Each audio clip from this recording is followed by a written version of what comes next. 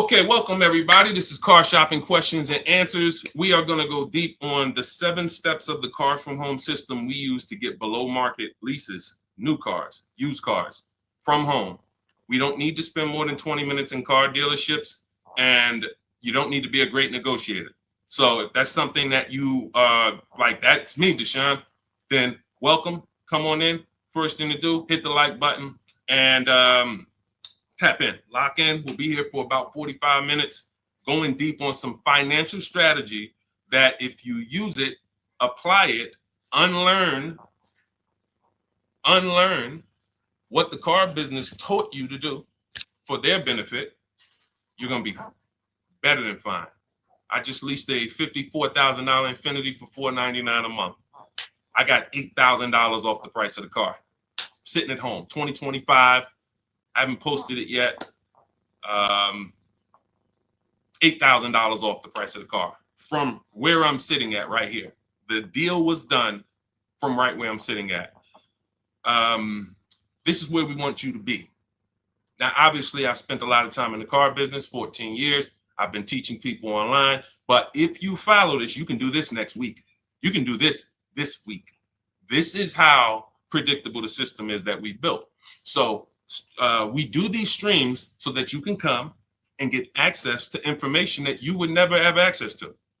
You're not, unless you've been in the car business or you have family that, even if you have family in the car business, you never have access to information that car sales people talk about.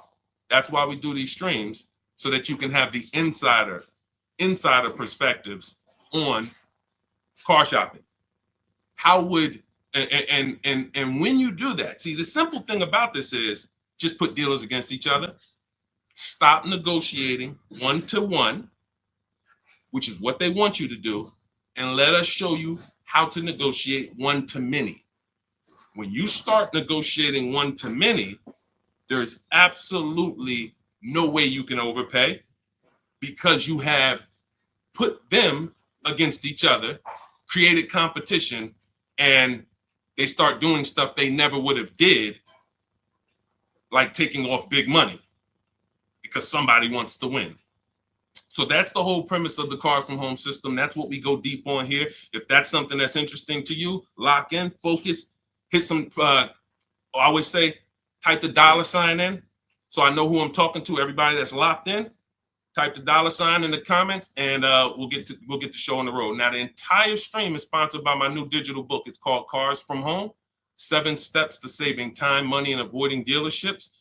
It's 5-star rated. You can Google it. It has everything in there we'll be talking about today: leasing, purchasing, high mileage, below, everything. And you can go grab a copy for 75% off. It's normally $97. But if you're listening to this and you're like, man, this sounds good, let me go get me, and I want the whole blueprint, you can get yours for 75% off, but it's only for 30 minutes in my TikTok bio, my Instagram bio, the YouTube comments, or the Facebook comments. Now, let's get the show on the road. Is leasing a good option? Leasing is what most people should be doing, because they're not keeping cars. You are not keeping cars. You're not keeping cars long enough to make it make sense. Step 1 in our process of Cars from Home is something I call the 8-year rule. If you want to save money, if you care about your money, first thing you should burn into your brain is the 8-year rule. Because you're getting a depreciating asset and you're coming and you're buying it, and it's losing thousands of dollars in value every single year. Every single year. If you buy a car, what is a car today that's worth $40,000? Listen, get to your keyboards. I'm talking to the people that's locked in. Okay? I know it's a lot of people playing video games, streaming, doing all types of stuff, and they think they're going to hear something today on the side that's going to help them save 5-10 grand off their car, but they're distracted. So I need you to get to your keyboard, because I'm going to be asking you questions, and the people who respond to those questions and engage, where we're dialoguing, those are the people who save the most. Those are the people who get the results. You're not going to get the results just casually in the background listening to this. It's just not. It's going to make you feel good. You feel like you did something, but you didn't. So let's lock in. So a car today that's worth $40,000. What's that car worth in 5 years? Throw out some numbers.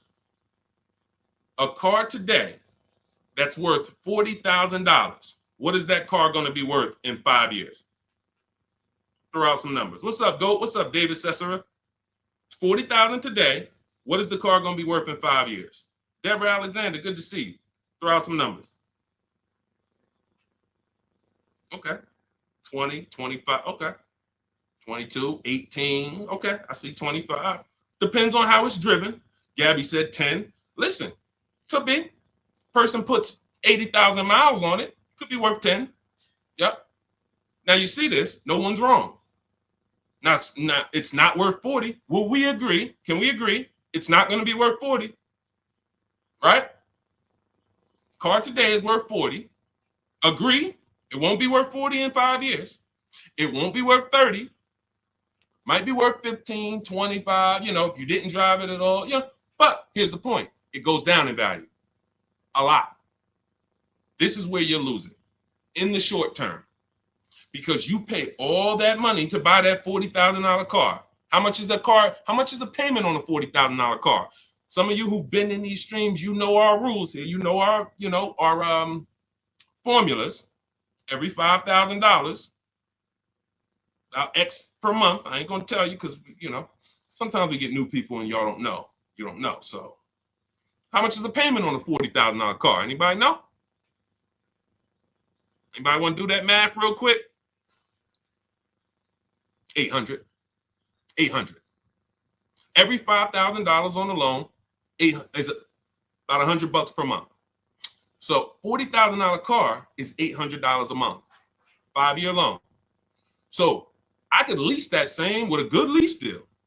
I could lease the same $40,000 car for $400 a month, $500 a month. Oh, Deshaun, that sounds crazy. You got to put a lot of money down to get those deals. Listen, this is Danielle, $44,000 Audi, $550 a month. This is common. Look, $48,000 car, $597 a month. Common. So this is what you're doing when your question about leasing. If I could change one thing in this world, in the industry, more people would understand leasing. Because you guys would be driving wonderful cars. Like, look at this car that India got. She's paying $365 a month. Brand new. Hyundai Elantra Limited, $28,000 car. Call it 29. That is a $600 car payment on a 5-year loan. She's paying $365 a month. So you guys, there's none of these people out here, and no one's tried yet, but I'm waiting for it. It's coming. What's up, A? What's up, Al? Good to see you, Didi. Ernesto, I'm waiting for it. Somebody's going to come and try to justify the fact you're paying $300 more per month for the same car, but it's okay because you're buying it. Somebody's going to try to justify that. You can't, in a world where we're watching people who don't have much disposable income. We're watching people where the savings is not what we like it to be as a country. It's not like we're abundant with money. $200, $300, $400 a month matters to the public.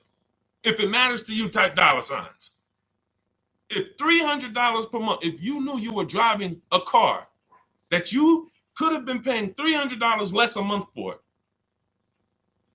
if that matters to you, type dollar sign so I understand who I'm talking to. This is leasing versus buying. This is leasing versus buying. I'm not seeing enough dollar signs. I see 3 people in here that's locked in. I see you, Jen. I see you, Heavy Dose of Soul. I see you, Glenn Davis. I see you, D. Adams. Tap in. I'm asking questions. Gabby. This is what we're dealing with. I had a neighbor. Some of you know that story. This is about leasing.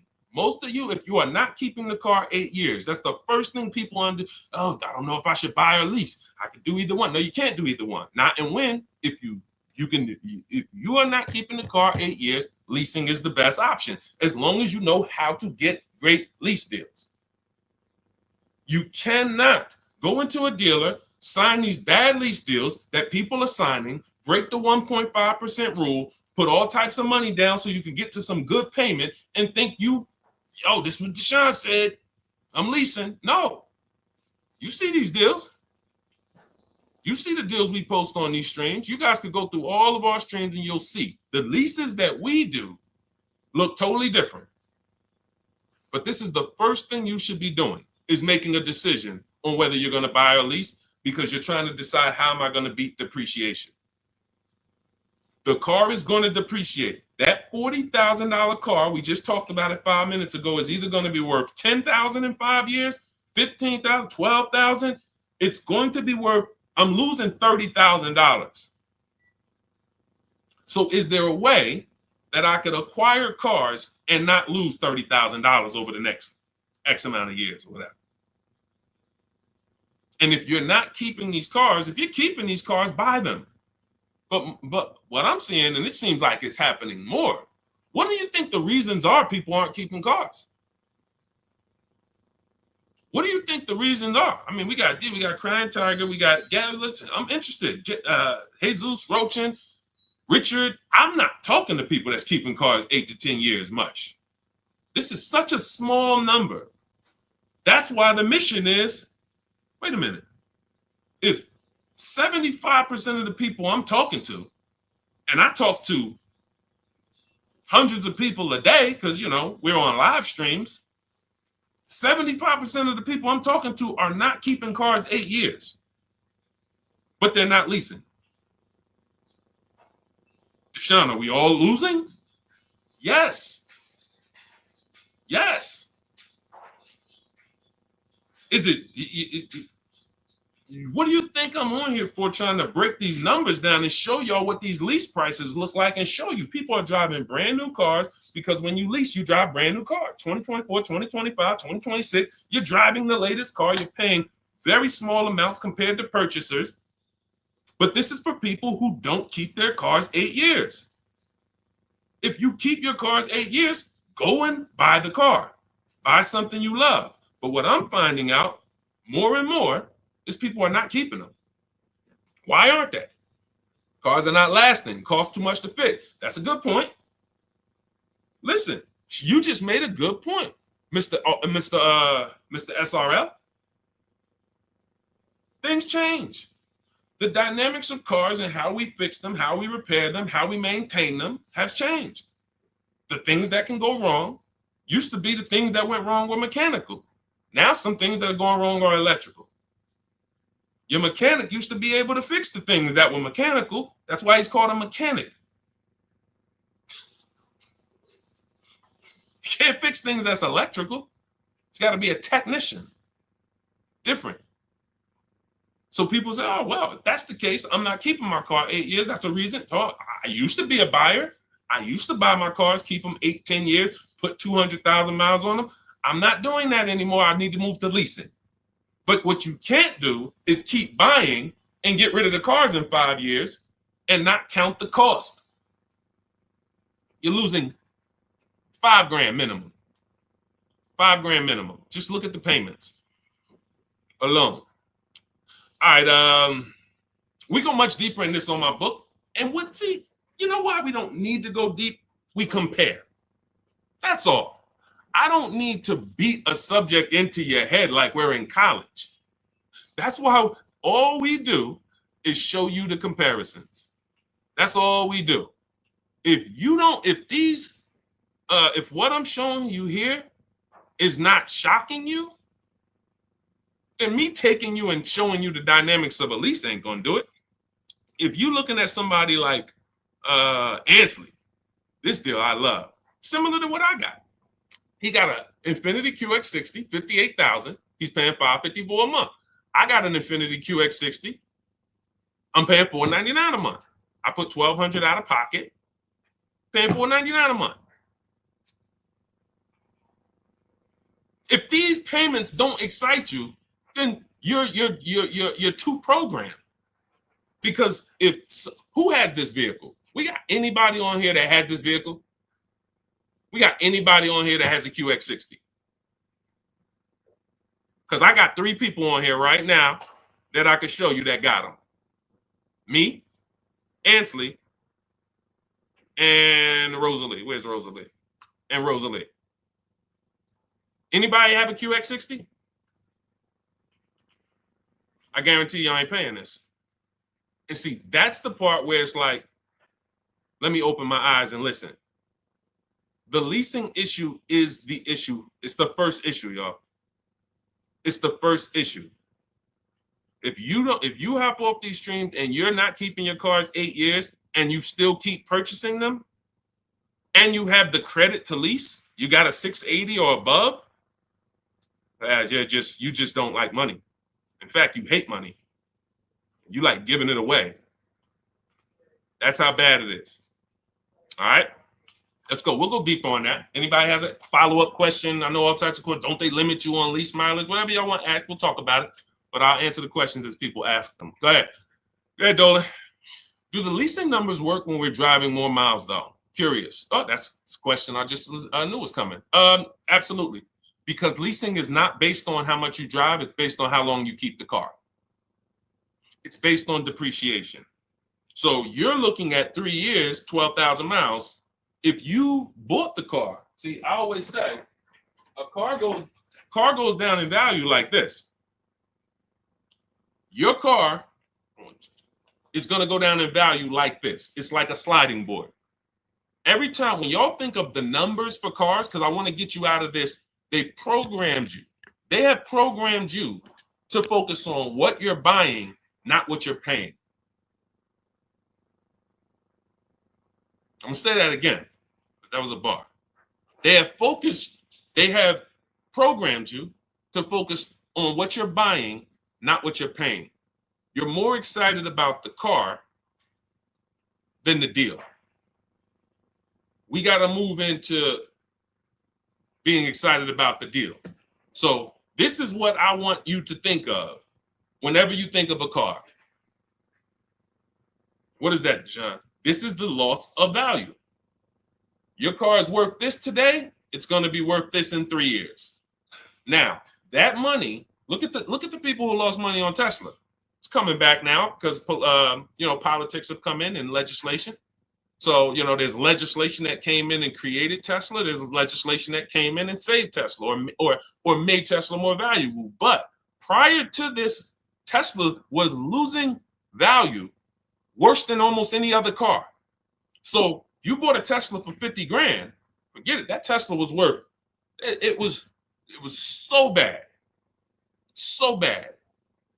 They had to get, so if you own that car and you paid cash for that car, you couldn't even trade it. Imagine paying 50 grand for a car and then you go and trade it in 2 years and they tell you it's only worth 20. Like what? That's depreciation.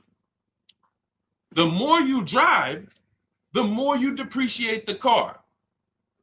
So when you drive like this, people say, well, Deshaun, I shouldn't lease because I drive too much. No, you got to realize this. If this is your normal depreciation, somebody like you, Deshaun, I'm driving 20,000 miles a year. You're depreciating your car even more. And so God comes in when I worked at Hyundai. He was the first person that I ever saw that had a high mileage lease. First person I ever saw. I see you. Shout out to Only B. Thanks for sharing. Appreciate everybody who shares. When I never seen it before. Guy comes in, he's returning his lease. He has like 72,000 miles on his Hyundai. I'm like, wait a minute. You leased this? He's like, yeah, I'm in sales. I used to buy my cars. I just was spending a ton of money. And, I started leasing, never doing anything different. So I got to see this. So I'm doing this paperwork to return. I look, his payment is not even $200 more per month than the normal, let's say a normal Hyundai Sonata, great deal back then, might have been $300 a month, $325. His payment might have been $475, $500, something like that, $525. It wasn't like $700. So he's only paying $200 more per month, but he gets to drive as much as he wants to drive. He had a 25,000 mile a year lease. And when he got it home, when he was done with it in 3 years, he didn't have to worry about, resale and negative equity, because that's the high. Anyone who drives more than 18,000 miles, I want you to type HM, high mileage. Some of the hardest deals, because they would come into the dealership. I remember, especially when Uber took off. When Uber took off, we had all these people coming into the dealership with 200,000 miles on their Honda Accord, 250,000, 300,000. That's not the bad part. It's the fact they still owed money. They still owed $12,000, $15,000, $9,000, and it was horrible. And all they had to do was either lease or shorten the point is, it's what I call pushing the losses to the back. You don't escape the 8-year rule because you drive a lot. You don't and I've been really thinking about this the last couple of days, because now that I see this leasing thing is a problem, the way I've always known it was. Trust me, when I saw Dave Ramsey and I saw some of these viral videos, I knew it was a problem. I just didn't know the magnitude. There's 17 million new cars sold a year in America. That number should be like 30. Because the 40 million used cars, and out of those 40 million used cars we sell every year in America, at least 10 million should be leases. At least 10 million should be leases. People that are out here buying their cars, new or used, not keeping them 8 years, all of those should be moving to the new car market as a lease. So that 17 million new cars we sell every year should be like 27 million, because more people should be leasing. And, we're going to, with the help of the Holy Spirit, by the grace of God, do our part to try to move that needle and try to get people to see. Not leasing is costing y'all so much money. We can't even get to the negotiations yet. We've been on this train 20, 22, 23 minutes. We can't even get to negotiations yet, because I got to hit this again hard. I want people realizing, like my neighbor realized, he had a Kia Telluride. He was paying $800 a month for it. His wife totaled the car. She had an accident. The car got totaled. He caught the 8-year rule. He knows we teach the 8-year rule. And he said, listen, Deshaun, I noticed this 8-year rule you teach. I'm not keeping this next car 8 years. So I'm thinking I should be shopping for a lease. I said, exactly. He said, okay, I'm going to use the system. He uses our system, shops 25 dealers. I teach you how to shop 25 dealers in 20 minutes. So for a new car or a lease, we have a different system for used cars, but he uses our system. His payment's $479 on his brand new Kia Telluride. Let me ask you a question. What do you think he thinks, going from having a car that he had for 2 years, he was paying $800 a month for it, to getting the exact same car in his driveway, and he's paying $479 a month for it? What do you think he thinks? You think he's sold on leasing?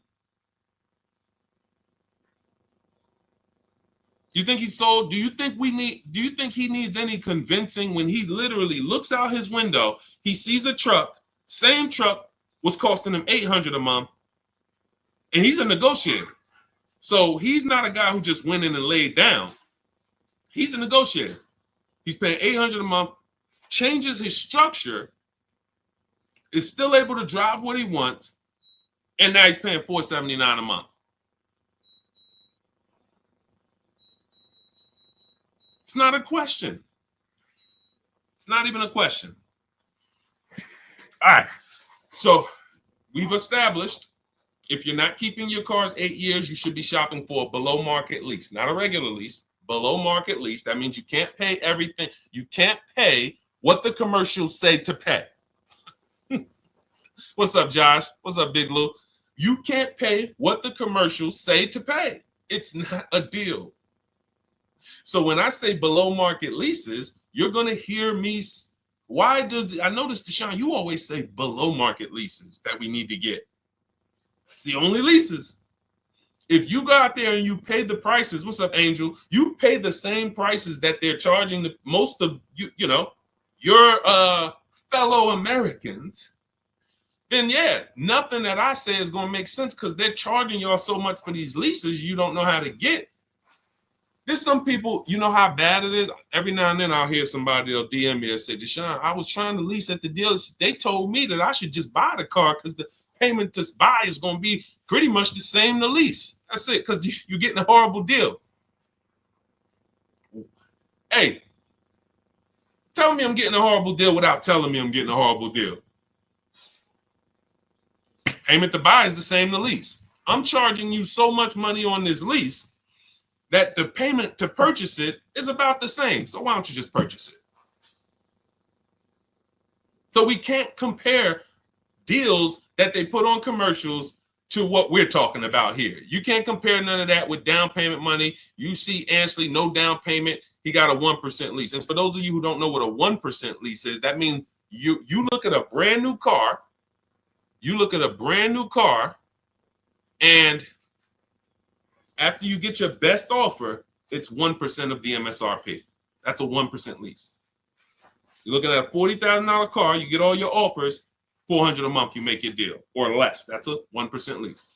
$80,000 BMW, $800 a month, or less, 1% lease. So I always say, you can't get a 1% lease without having a great system to make sure you find a dealer to take off the most money, but you also need the lease program to be there. So depending on the lease program, your lease is either going to be a 1.5, that's the threshold. See, no, you know how many people didn't know that they had bad lease deals until that's the reason we created the 1.5% rule. Add up all the payments. So it's about knowing two things. If I'm not buying a car, if I'm not keeping a car 8 years, I should be shopping for a lease. And once I made that decision, now I need to get a below market deal. And it's the same to you purchasers. You just because you're purchasing don't mean you can go out here and you can pay these prices they're charging people. I got $8,000 off the Infiniti that I just got. I could have purchased that. You do realize that. If you get $8,000, look at this. Look at Kimberly. Some of you know Kimberly. $20,000 off her Maserati deal. Look, $20,000 off with Kimberly. Now, Kimberly saves 20 grand off this Maserati. She's paying $944 a month for a $91,000 Maserati. Now look at this. This was one of her quotes. It wasn't her best quote, but it was one of them. She could have purchased this. So once you get the money off, leasing it versus buying it, that doesn't matter. It's harder to get a great lease though because you need a program.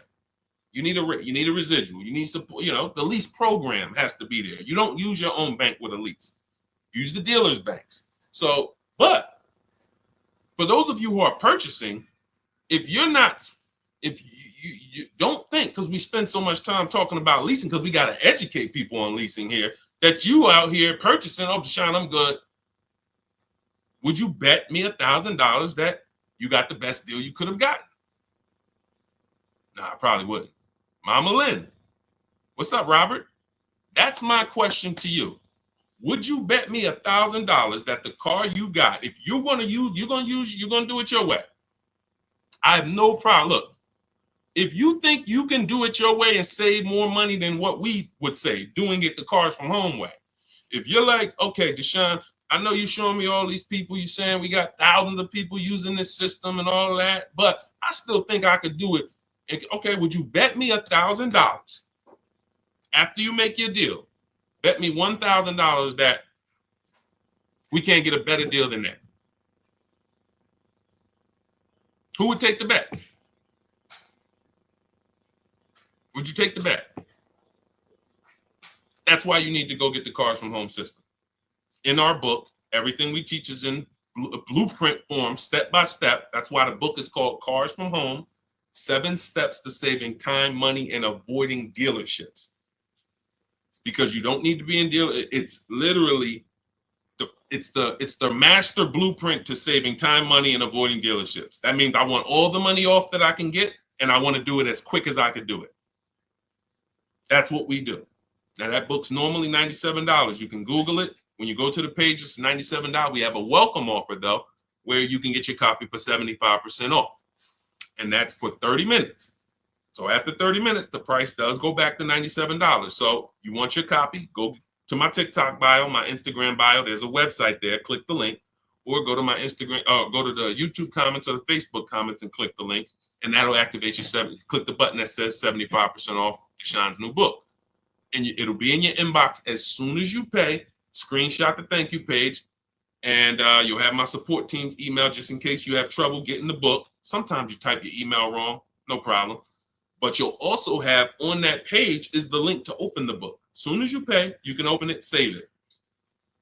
If you can't guarantee me that the cars you buy, you're willing to place a bet that no one can get a car for less than that, then that means you have buyer's remorse. That means you have price anxiety. And we want to eliminate that. How do we eliminate that? Multiple offers. It's the simplest prescription for your problem. Deshaun, I'm worried, man. I'm worried I'm going to get scammed. Multiple offers. Deshaun, I'm worried I'm going to overpay. Multiple offers. It's the solution. Now, you may not know how to do that, and that's where Cars from Home comes in. We believe we have, until someone else can prove us wrong or show more result than us, we have the best system in the world for multiple offers on new cars, used cars, and leases. That's what we're known for. But, if what we did was harder, it'd still be worth it. See, if saving money and guaranteeing that you got all the money off on a car you could have gotten in the whole market, not from one dealership, in a 100-mile radius, is there any dealer that could have saved me more money? If the answer is no, whatever I need to do to guarantee that, it would be worth it.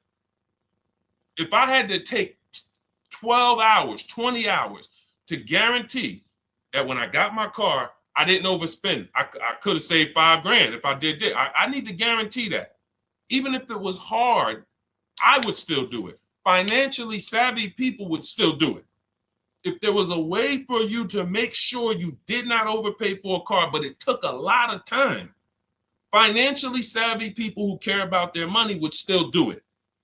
I'm telling you, we got a system where not only is our system guaranteeing we're paying less than everyone else, not only the things I'm teaching you to get multiple offers from dealerships, guaranteeing it's quicker too. I got this Infiniti lease. It took me 90 minutes from front to back. Now I'm an expert. I'll admit that. I'm in the car business. Deshaun, of course, you've been in the car business. You're the teacher. Of course, you could do it in 90 minutes. Okay, but you could do it in 3 hours. Over a week, 2 weeks, maybe 3 hours, 4, put it in, boom. I saved thousands of dollars from my living room. And next time you get the car, it's not going to be 3 hours. It's going to be 2. And then the next time you get your family a car, it's going to be 90 minutes. And next thing you know, you're just as good as me and everybody who's been using our stuff for years. This is the easy way. And maybe it's things that sound too good to be true, probably are. It's no way, Deshaun. How you mean to tell me we could save more money off the cars than we've been saving, and we don't have to spend the 3 days in the dealerships? That sounds a little too good to be true. Well, here's the results. Here's the results. Read it. Don't hear it from me. Of course, y'all know I could do this. Look at Zafrina, $579 a month, $65,000 car. Only use the scripts. I got all the email scripts. You just copy and paste them. You ain't got to worry about what I'm going to say. Deshaun, what? Am I going to be face to face? Do I have to remember stuff? You ain't worry about none of that. We don't even talk to car salesmen. We copy and paste our way to deals. When we're shopping for a used car, we're doing everything online, narrowing our used car search down to our best top 5, but we're narrowing it down based on service, based on title history, based on, you should be narrowing your used search down in that 100-mile radius based on title, service, accident history, and then looking at making sure there's no bogus fees. Only fees that should be on a used car: tax, documentation, and motor vehicle fees. That's it. 14 years I worked with dealerships. I never had a dealership that had a fee other than those 3 fees. So if anybody says, oh, used car hire, what fees you charge? Tax, documentation fee, DMV, motor vehicle cost. That's your title, that's your registration, that's your plate. That's it. When you hear these people say, oh yeah, we got a prep fee, we got a mandatory $1,400 service fee, and then we got the low jack that we put in there, you're gonna pay $800 for that. We would never be in a dealership finding that out. We always are verifying that from home so that nobody has the opportunity to waste our time. Because while you getting in that car to go see that dealer, to go look at that used car that has all these fake fees that they're going to hit you with when you get out there, the car that is the best deal right here, that you looking, it's like, okay, well, that car is $200 more per month. I mean, $200 more. All right, I'm going to go to see this one. But you don't realize this one is the scam car. That one doesn't have any fake fees. And the only way you would understand this is to verify the fees before you visit, so that when you get there, you already know I'm leaving with this car. Whenever we are going to look at a used car, we know we have done all the work at home to know, unless this car drives funny, I'm making this deal. Because I've done everything. People say, yo, if somebody do that on a used car for me, I'm just walking out. And you're walking back home and you're going to start shopping all over again. I see you, Princess Kiki. Thanks for double tapping the screen. Thanks to the people who always like the broadcast. You're going to go right back. So you didn't lose. I mean, you didn't win. You lost there. You let someone waste your time, and you let somebody put you back into the market when you could have made a phone call, verified fees, and just didn't waste your time. Oh, y'all got that many fees? No problem. Do y'all negotiate? No problem. Let me move on to the next one. But what happens a lot of time is they scam you. They will scam the person coming in, and just the person will be like, well, I didn't know y'all had all these fees. And then next thing you know, they negotiated. But how do you negotiate fake fees? I think I made that video 3 years ago, 2 years ago, because during pandemic, just people are like, Deshaun, I'm at this dealership. How do I get them to take off these $3,000 in fees they made up? You don't. See, because if you were dealing with a dealership that didn't have the fake fees, then what are we negotiating? The price. But when we are dealing with a dealer that has the fake fees, you're trying to negotiate the fake fees. And what are you not negotiating? If you're negotiating the fake fees, what are you not negotiating? The price. And watch this. When you're dealing with these dealers that have the fake fees, when they take off the fake fees, they're at the asking price. And they feel like they did you a favor. What's up, Latima? They feel like they did you a favor. If you will go, if there's a $20,000 car, and they say, all right, we want 20 grand for this car. Let's make up $3,000 in fake fees. Now, Latima comes in. Yeah, I saw this car online. Y'all was asking 20,000 for it. I'm interested. Now they fake. Hey, all right, yeah. With everything, you're gonna be at 28. Wait, I don't get it. You had it at 20. How do we get to 28? Well, we have these 3,000 in fees, 3,500. Then you got your tax, and that's where we're at. Okay, with the documentation fees, so you get. Now, you spend 2 hours there. They take off some of the fees. You just patting yourself on the back. I did a good job. I got them to take off all those fake fees. You paid asking price. Who got that? Who's clear on that? Who's clear on that? You went in, you spent 2 to 3 hours negotiating to get the fake fees off, to get it down to the asking price, and you felt like you won. You did not win. You paid the asking price. These are the illusions.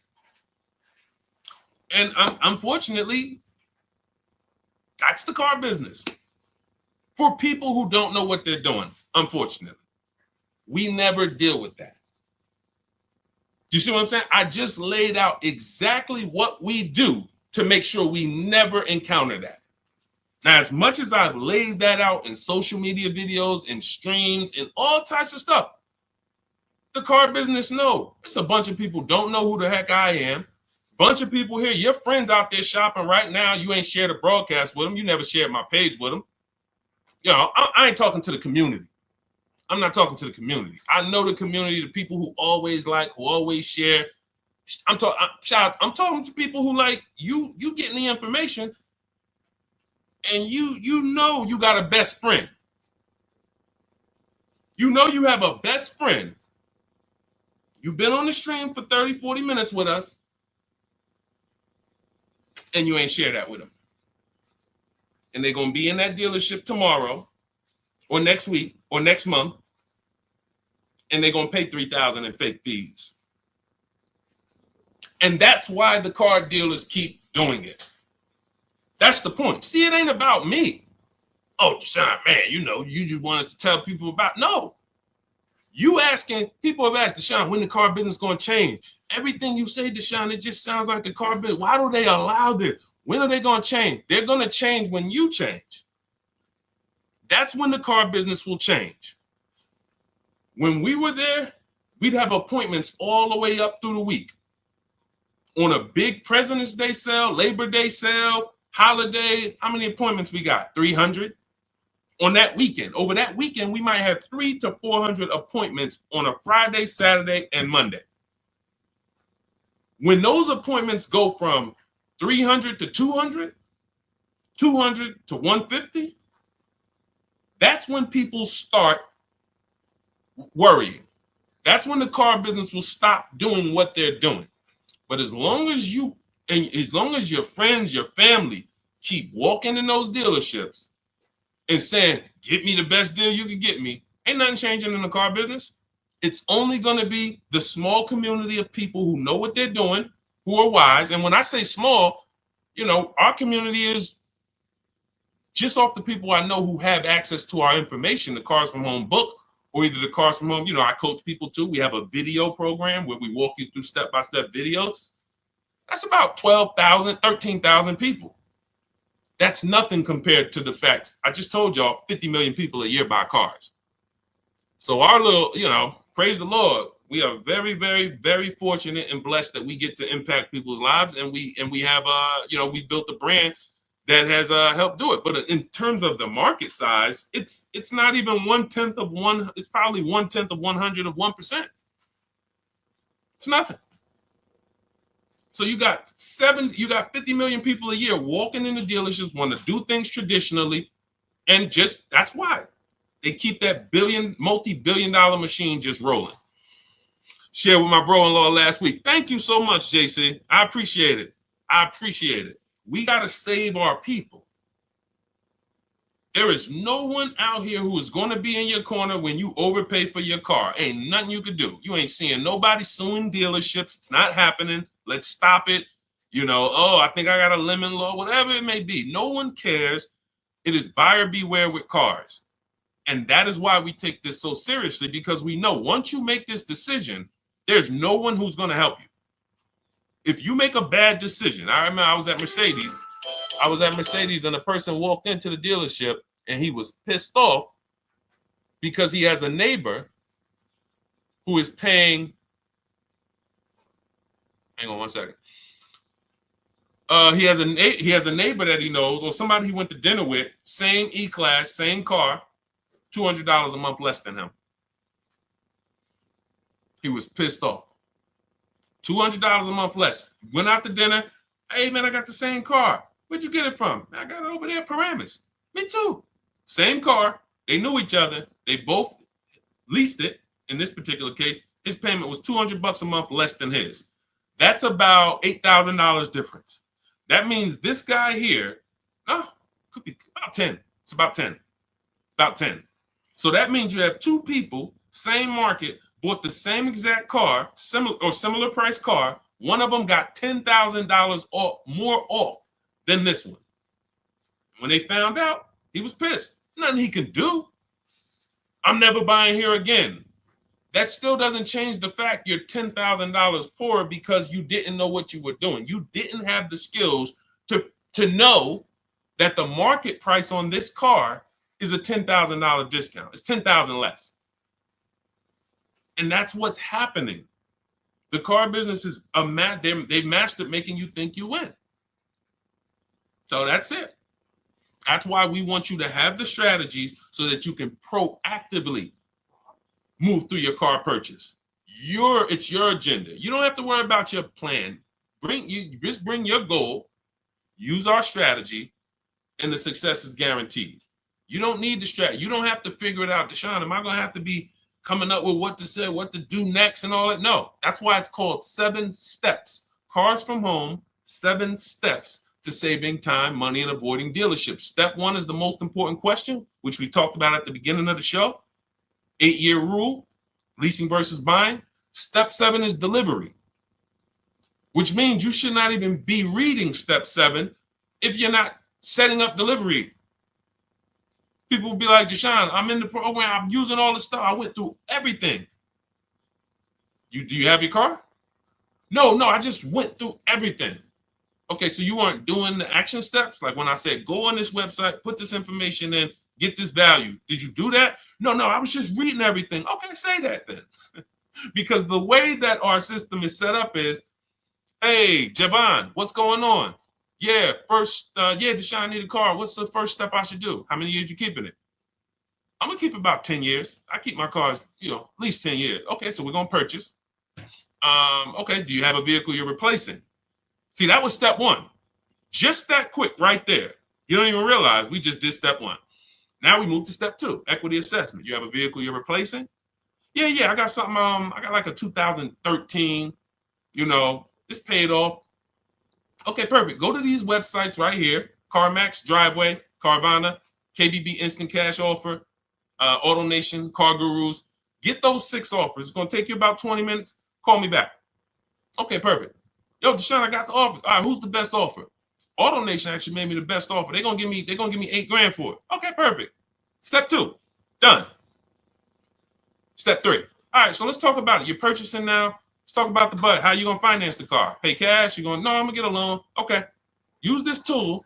Go to this website. It's gonna tell you how much you can exactly to the T. It's a calculator that I built. It's called the Perfect Budget Calculator.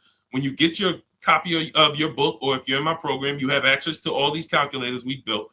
You can't get these on Google. There are proprietary, information. And that's going to tell you exactly how much you can spend with tax, fees, everything. It factors in the tax. You put your state. It factors in the down payment. It gives you multiple goals, and you're going to have up to between 4 to 6 goals of purchase prices well below your max budget. That's how it is. I could do a perfect budget calculator in about 60 seconds. Tool. Now, before we built that calculator, it was manual. But once we built, we used to actually have to walk you through that process. Now, it's literally calculator, 30 seconds. That's step 3. Now I know what I can spend.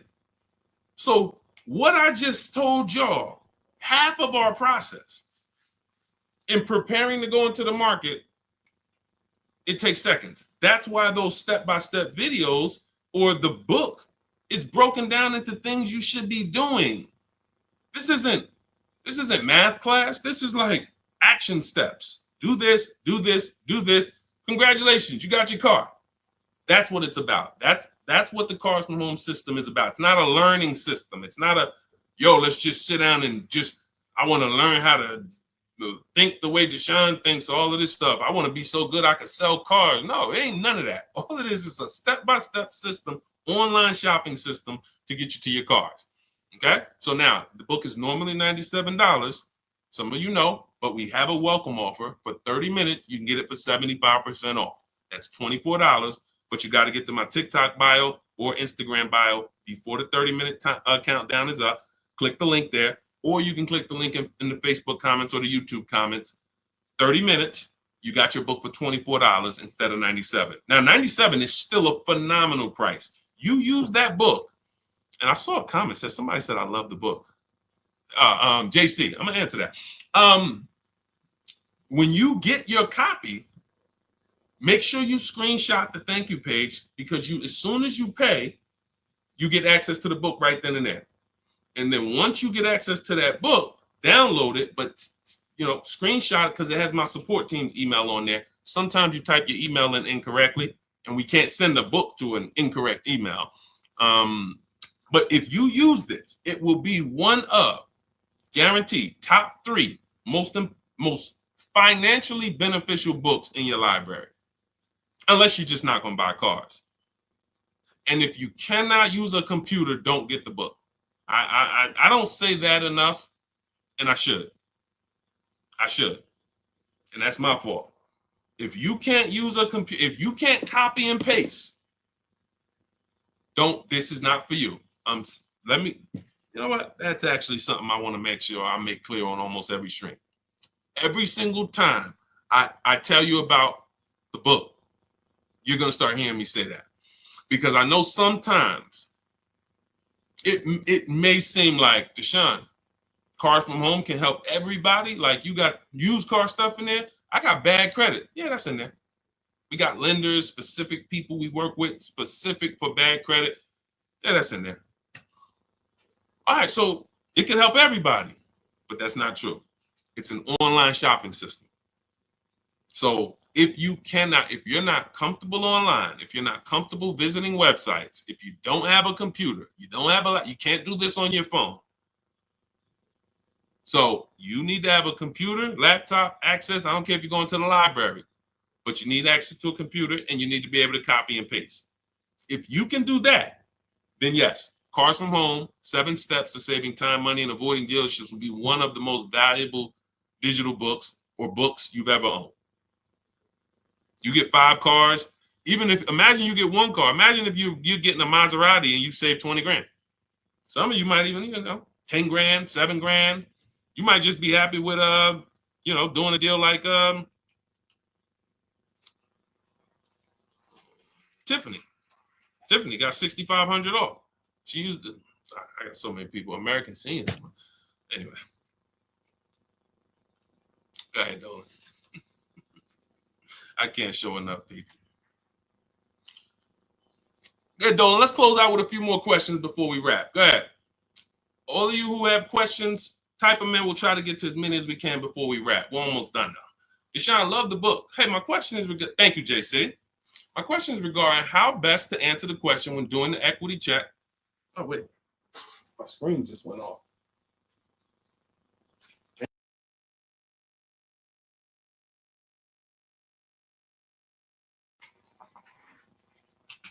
Why did my screen just go off? All right. Sorry about that. All right. We'll just finish it I don't want, because I'm going to have to keep looking to the side. Hang on 1 second. One of my monitors just went off.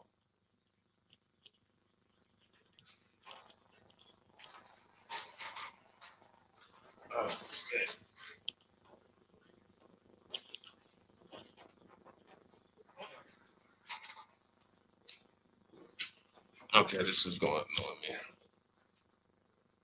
Okay.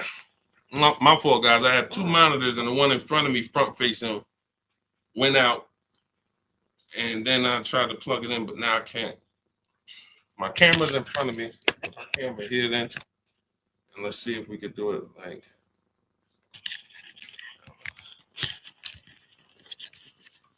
All right, so I'll face TikTok. Put it like that. Okay, so I got to look this way because your question's on this screen, JC. So hang on. When doing the equity check on the car buyer sites, when they ask if I have a loan, lease, or own, I always put own. because there's nothing, none of those other questions should affect the value of the car. So even if if you tell me my car is worth 15, then I call and I want to set my appointment up, and then you find out I have a loan for 10, then that shouldn't matter. That shouldn't matter at all. How does that change the value of my vehicle?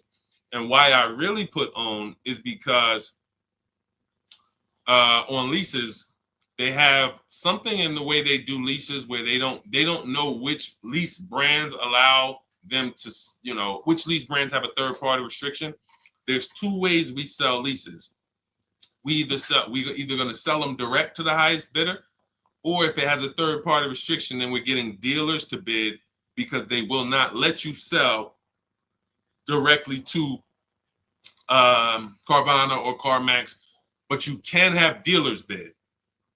And I have a system, I have a strategy in my book and a script where we talk to a used car manager, we get multiple offers, and we'll get our equity that way.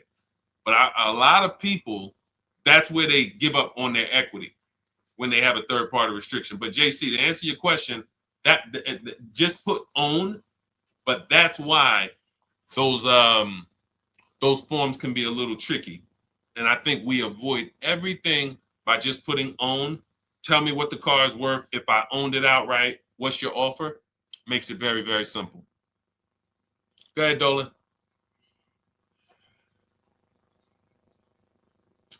Okay, what's the best strategy for someone with bad credit and need a vehicle? What a pre-owned vehicle but be ideal, or a new one? I want to be able to keep it over 6 years. Or over 6 is not over 8. So I would say if you are going to keep it for over 6 years, then you should not be purchasing. You shouldn't plan to purchase long term. You should plan to set yourself up for a lease. What's up, Moses? What's up, Seth? That's what you should be doing. Plan to set yourself up for a lease, because it has to be 8 years. See, I think sometimes, and I'm gonna start saying 8 to 10, but I'm not gonna call it the 8 to 10 year rule, because that just doesn't have the same ring to it. It's the 8-year rule, but I'm gonna start saying 8 to 10. If you're not keeping your car 8 to 10 years, you shouldn't be purchasing. If you're purchasing, you're overpaying. You should be shopping for below market leases. What's up, Seth? What's up, WM? And the reason I'm saying 8 to 10, because I think some people, they'll say, well, I'm keeping it 6, 7. So I think that's close enough. No, it's not. It's not. It's 8 minimum. Minimum is 8. The minimum is 8. And so if I had bad credit and all right, I'm not keeping my car 8 years, I'm trying to set myself up for a lease. So what am I going to do? Get an inexpensive car. I have a strategy in my book we call the smart car, where we're only looking to get an inexpensive car that we can drive, $10,000, $12,000 loan that we can, because that's going to be affordable. It's going to be about a $250 a month payment.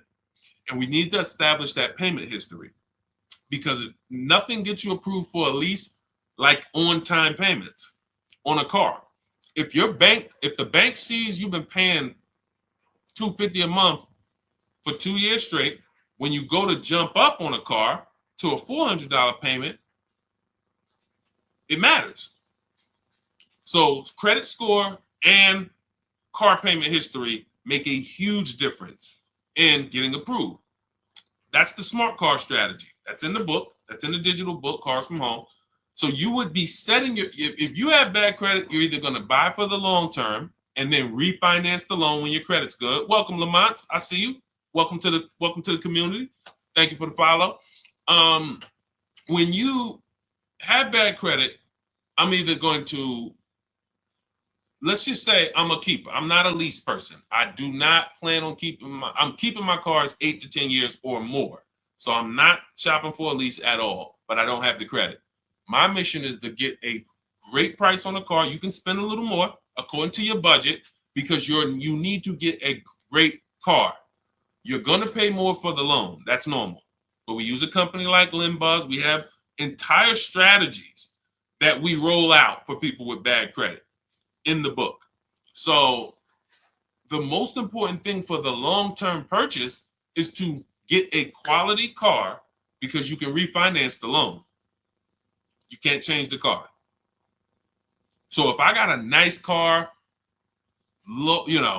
well taken care of, I verified that it had great service records, great accident history. I verified it's a long-term car. It's a car that's known for going 200, 300,000 miles. We verify that in step 4 of my book. I have a quick thing we do, takes 5 minutes. We go to Google and we type in initial quality, reliability, longevity. And we do that we do 3 of those searches. And we make sure that the car we're looking for, some of the cars you're looking for, they're known for the transmission going out at 90,000 miles. Don't you think that's important to know? Some of you right now are looking at cars, you're looking at used cars with 80,000 miles on them, and you don't realize that that car is known for having transmission problems at 90 to 100,000 miles. That could be why the person dumped it. Because they know if I keep it here, as long as I get rid of it before 80,000 miles, I'm usually okay. Now they dump it off to a person who does not know how to verify that that car has bad DNA, and they're going to buy it. And then they wonder, oh, the dealership scammed me. Man, I got that car, man, the transmission went out on me in 6 months. But you could have done the step that we teach, verified that for yourself, and said, wait, this car is known for nothing. This car got about 10,000 miles before the data says transmission could start slipping. I think I'm gonna look for something else. You see what I'm saying? These are the things. So I'm doing that if I'm a long-term purchaser, bad credit, because I'm gonna get an incredible car, I'm gonna pay a great price for it, and I'm gonna pay a high interest. That's the only thing I'm gonna pay a high price on is my interest. I'm going to get a great price on that car. And that's where bad credit people, and that's where personally, a lot of people with good credit, you get confused because you're confusing the monthly payment with the price of the car. You're confusing the deal with the price of the car.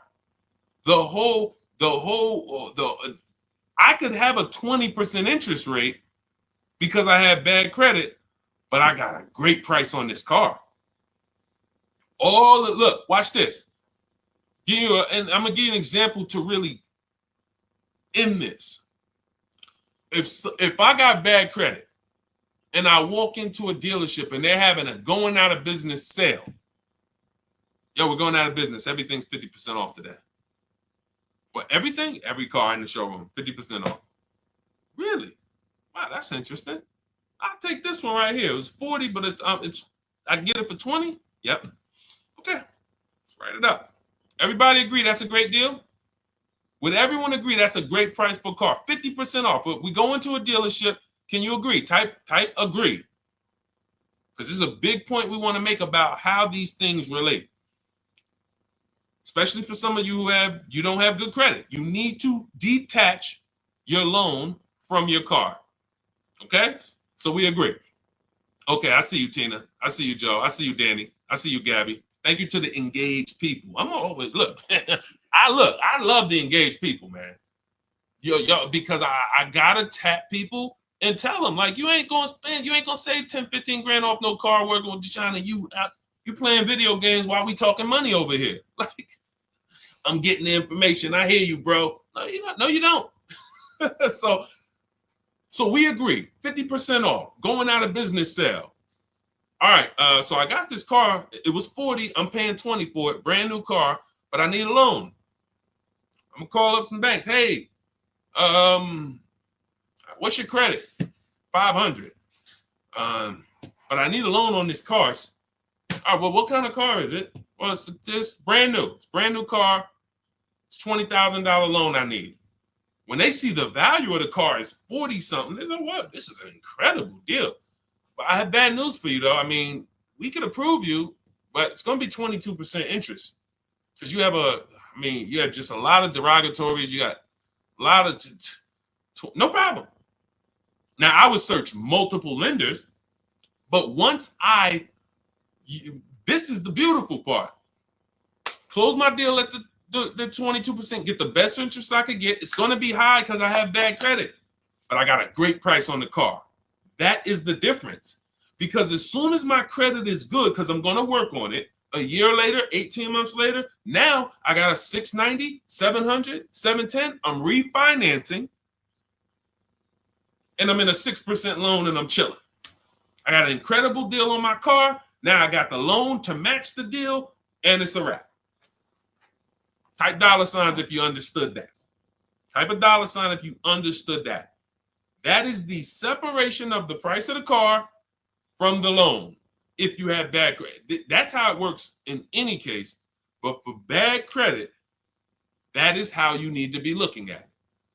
Just because I'm seeing dollar signs. Did y'all not? What about that wasn't clear? Tell me what about that, y'all. We need to go back over again. Tell me what about that we need to go back in. Okay, thank you, JC. Thank you, Gabby. Thank you, BB. Okay, Jason. Thank you. Okay. We're seeing some dollar signs. So, all right. That's the name of the game. You get half off a car, half price, incredible deal. I got a car, it was a going out of business sale, but I got a 500 credit score. So on that price, I got to pay, when I got my loan, I got to pay 22%. So I got a bad loan because I got bad credit. Great price on the car, though. That is how you need to move. And when you get there, that means you've separated. There's I call this 3 pillars of great car deals. 3 pillars of great car deals. Who you buy your car from, who you get your loan from, who you sell your old car to. Only way, you got to get a great deal, all 3. That's why when you go in and you buy a car from a dealer, you get a loan from them, and you trade your car into them, you might not realize you just gave them 3 transactions. So if that's you, I'm sorry. I'm the bad news first person, but you're getting bad deals. You can't get good deals mixing 3 transactions together because you're not shopping any of them. You're not bidding out any of them. We bid out all of them. Whenever you buy a car, you give a dealership a transaction. When you trade your car into them, which we don't like to use that word because what you're actually doing is selling your car to them, that's a transaction. And when you allow them to get you your loan, that's a transaction. So those 3 transactions, you should be bidding out. In the Cars from Home system, what we teach you in our digital book, 7 Steps to Saving Time, Money, and Avoiding Dealership, what you learn, for those of you who want to work with me and shop together, you can hit the button that says Shop With Me. And when you go to our bios or go to the links in the comments, and you will see that you can bid out every single thing. So when you get the people who I can guarantee you're not getting good deals are the people who you're giving the dealers multiple transactions at one time, which means they have negotiating money from your old car. They got money to play with from your loan. They got money to play with from the car you're buying. They got 3 pools of money to move around and play with, move money from here to here, do a 3-card Monty where, all right, I'm going to show you this on your trade-in, but it's really coming from this. You're giving them 3 transactions. We have to separate, break from that, and start to bid out each one. I'm bidding out my loan. When you get the digital book or if you're in our course, you understand the bank bidding war. Credit bureaus allow you to have multiple lenders access your credit in a short period of time. Great shopping. We do it in 48 hours, 24, 48 hours. I named the people we sell our cars to. We get bids. We don't trade. We sell our cars to cash buyers, big companies that cut checks. And then we bid out our car purchase. Whenever we're looking for a used car, we turn the entire marketplace, 100, 200 miles, into one big marketplace for us. And whenever we shop for new cars and leases, we contact 25 dealers to get 5 offers. We do it all online. This is all multiple offers. And when I tell you, this stuff takes minutes to do. So by the time you go to a dealership, get in your car, go to the dealership, we already done made deals. That's the Cars from Home system. Bidding, bidding, bidding, bidding. All right, so everything we talked about today is in my new digital book. It's called Cars from Home, 7 Steps to Saving Time, Money, and Avoiding Dealerships. That's what we hold it accountable to. Saving you time. You should not be in a dealership for more than 30 minutes using what we're talking about here. Ever. If you're in a deal, that should be a clue to you. Man, I've been in this dealership for an hour. It's got to be something I'm doing wrong here. Yes, that's a good clue. That you're okay, that's okay. Because you're new to the system. As you learn it, have these boundaries to remind yourself, wait, Deshaun said I ain't supposed to be here for more than 30 minutes. That's it. So now we move to every part of the system of car buying you never have to worry about again. You literally, when you come to Cars from Home, you grab your digital book, you no longer need to come up with plans on how you're going to get great car deals, or how you're even going to get a car, or how you're even going to, you don't have to be anxious anymore because you actually have a plan written by a former car salesman who's been a manager, who knows the ins and outs of the car business. So you're following a plan written by an insider of how to work with the people inside. And I'm no longer inside, so I don't have a vested interest with if I was trying to coach you while I still was working for Mercedes, it's certain things I can't say because I can't teach you how to bid against, it's certain, I can never write that book being in the industry. But outside of the industry, for sure. Competition is how you're going to save prices, and that's how we're going to save time. Competition. And I want to end with this. Because some of you tend to overthink. You're overthinking. Everything we're teaching you to do is to start buying cars and shopping for cars the way you shop for everything else in life. If you really consider that the biggest indicator of how different what I've been talking about over the last hour versus how you've been shopping, just look at how you shop for other items on Amazon. Look at how you shop at the grocery store. When you compare, look at how you compare. You're good at it. You can spot a deal on Amazon quick. You have your system. You can go into the supermarket and you have your system for seeing what's the items we're getting this week. You're comparing. Those of us who know how to do things and buy stuff, if we're getting good, we're comparison. It's comparison shopping. Car buying is the only thing that I've seen where we just throw all of that stuff out the window. You let them convince you to throw all of that stuff out the window.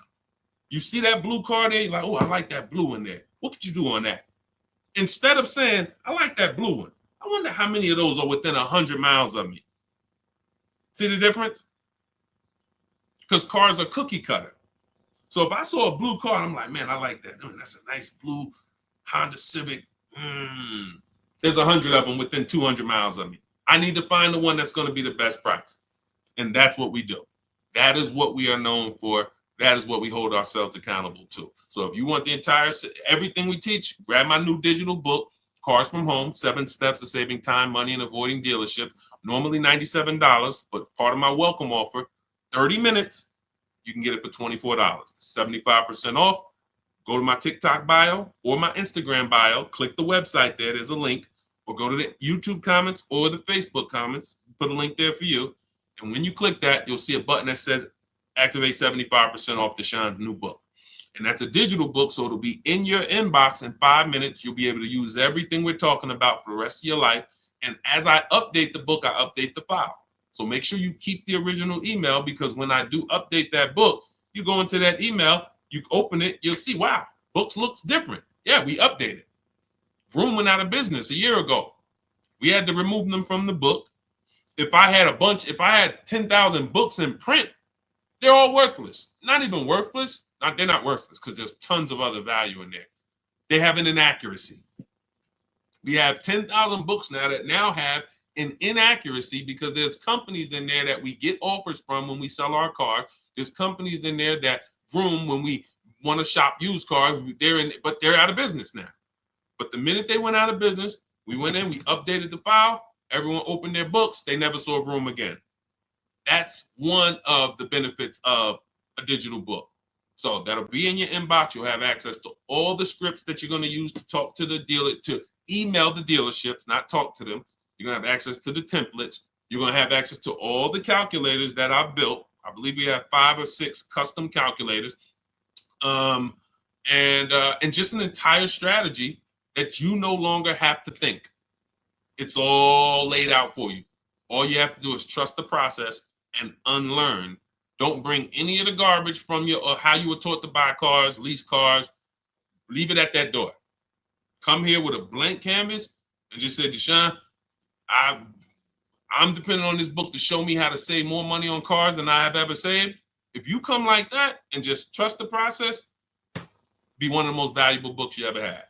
Thousands and thousands of dollars will stay in your house. Okay, that's what I hold myself accountable to when I was writing it. All right, so grab your copy. For those of you who want to work together, there is a program we have. It's called Shop with Deshaun. You'll see a button there. Not everyone is going to qualify for that. That's why I don't talk too much about that. But if you're interested in seeing if you qualify for that, just go to those same links and just click the button that says Shop with Deshaun. And then you'll be able to dive deeper on the qualifications. That's when we coach together. We do coaching calls twice a month.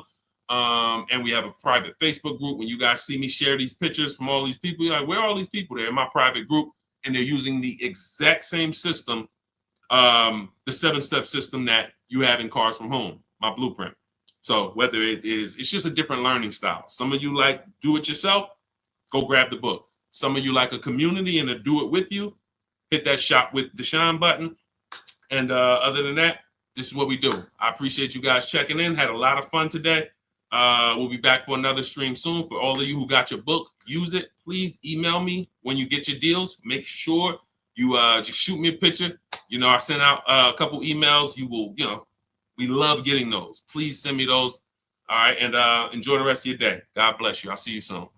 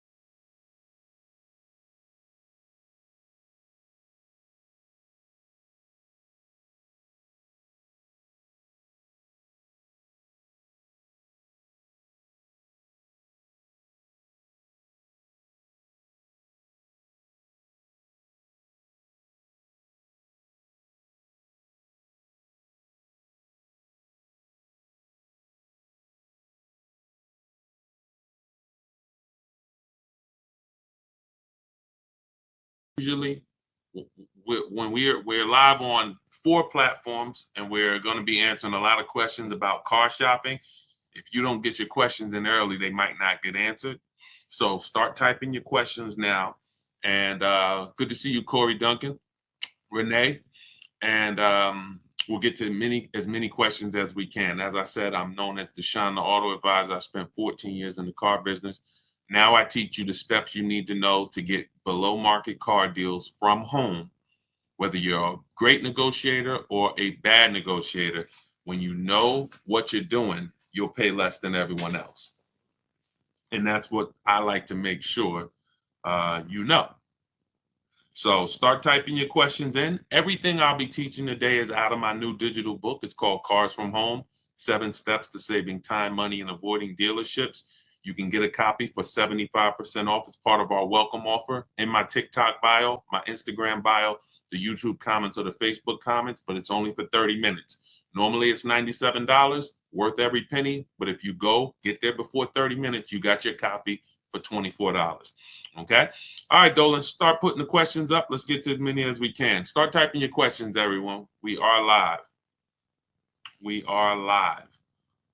And let's see.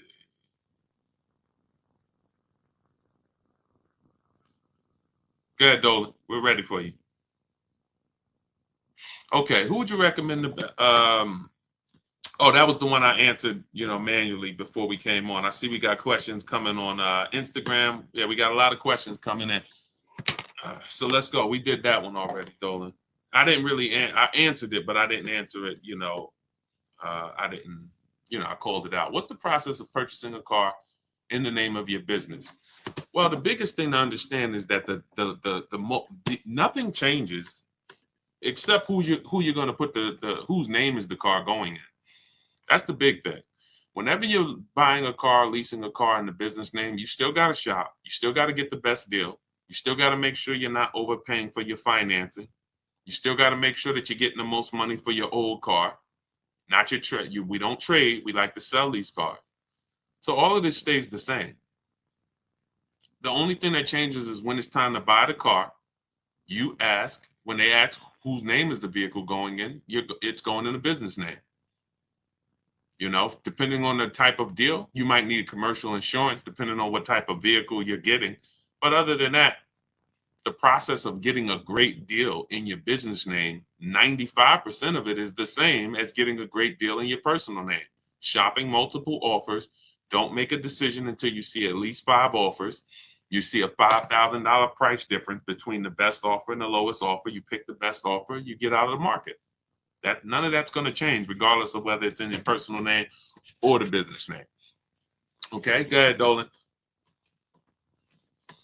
Now, there are people trying to teach you how to buy cars in your business name without personal guarantees and all of that. I don't teach that. But yeah, everything else is the same. People are overpaying like crazy buying cars in their business name. When is the best time to purchase a new vehicle? So there's no best time. It's a lie. It's marketing. And if you think about it, car dealers they've gotten us to do things that benefit them, regardless. Come into the showroom at the end of the month. It benefits us. Come into the showroom on the weekends. Benefits us. As long as you guys continue to go into the dealers are going to continue to be the same. When you guys stop going in and you start going to your computer, where we make our deals from. When you see me share people on this screen, people like Danielle, Greg, Bonita, Tope, Aretha, all of these people that you see me share throughout our streams, these people are making their deals from home.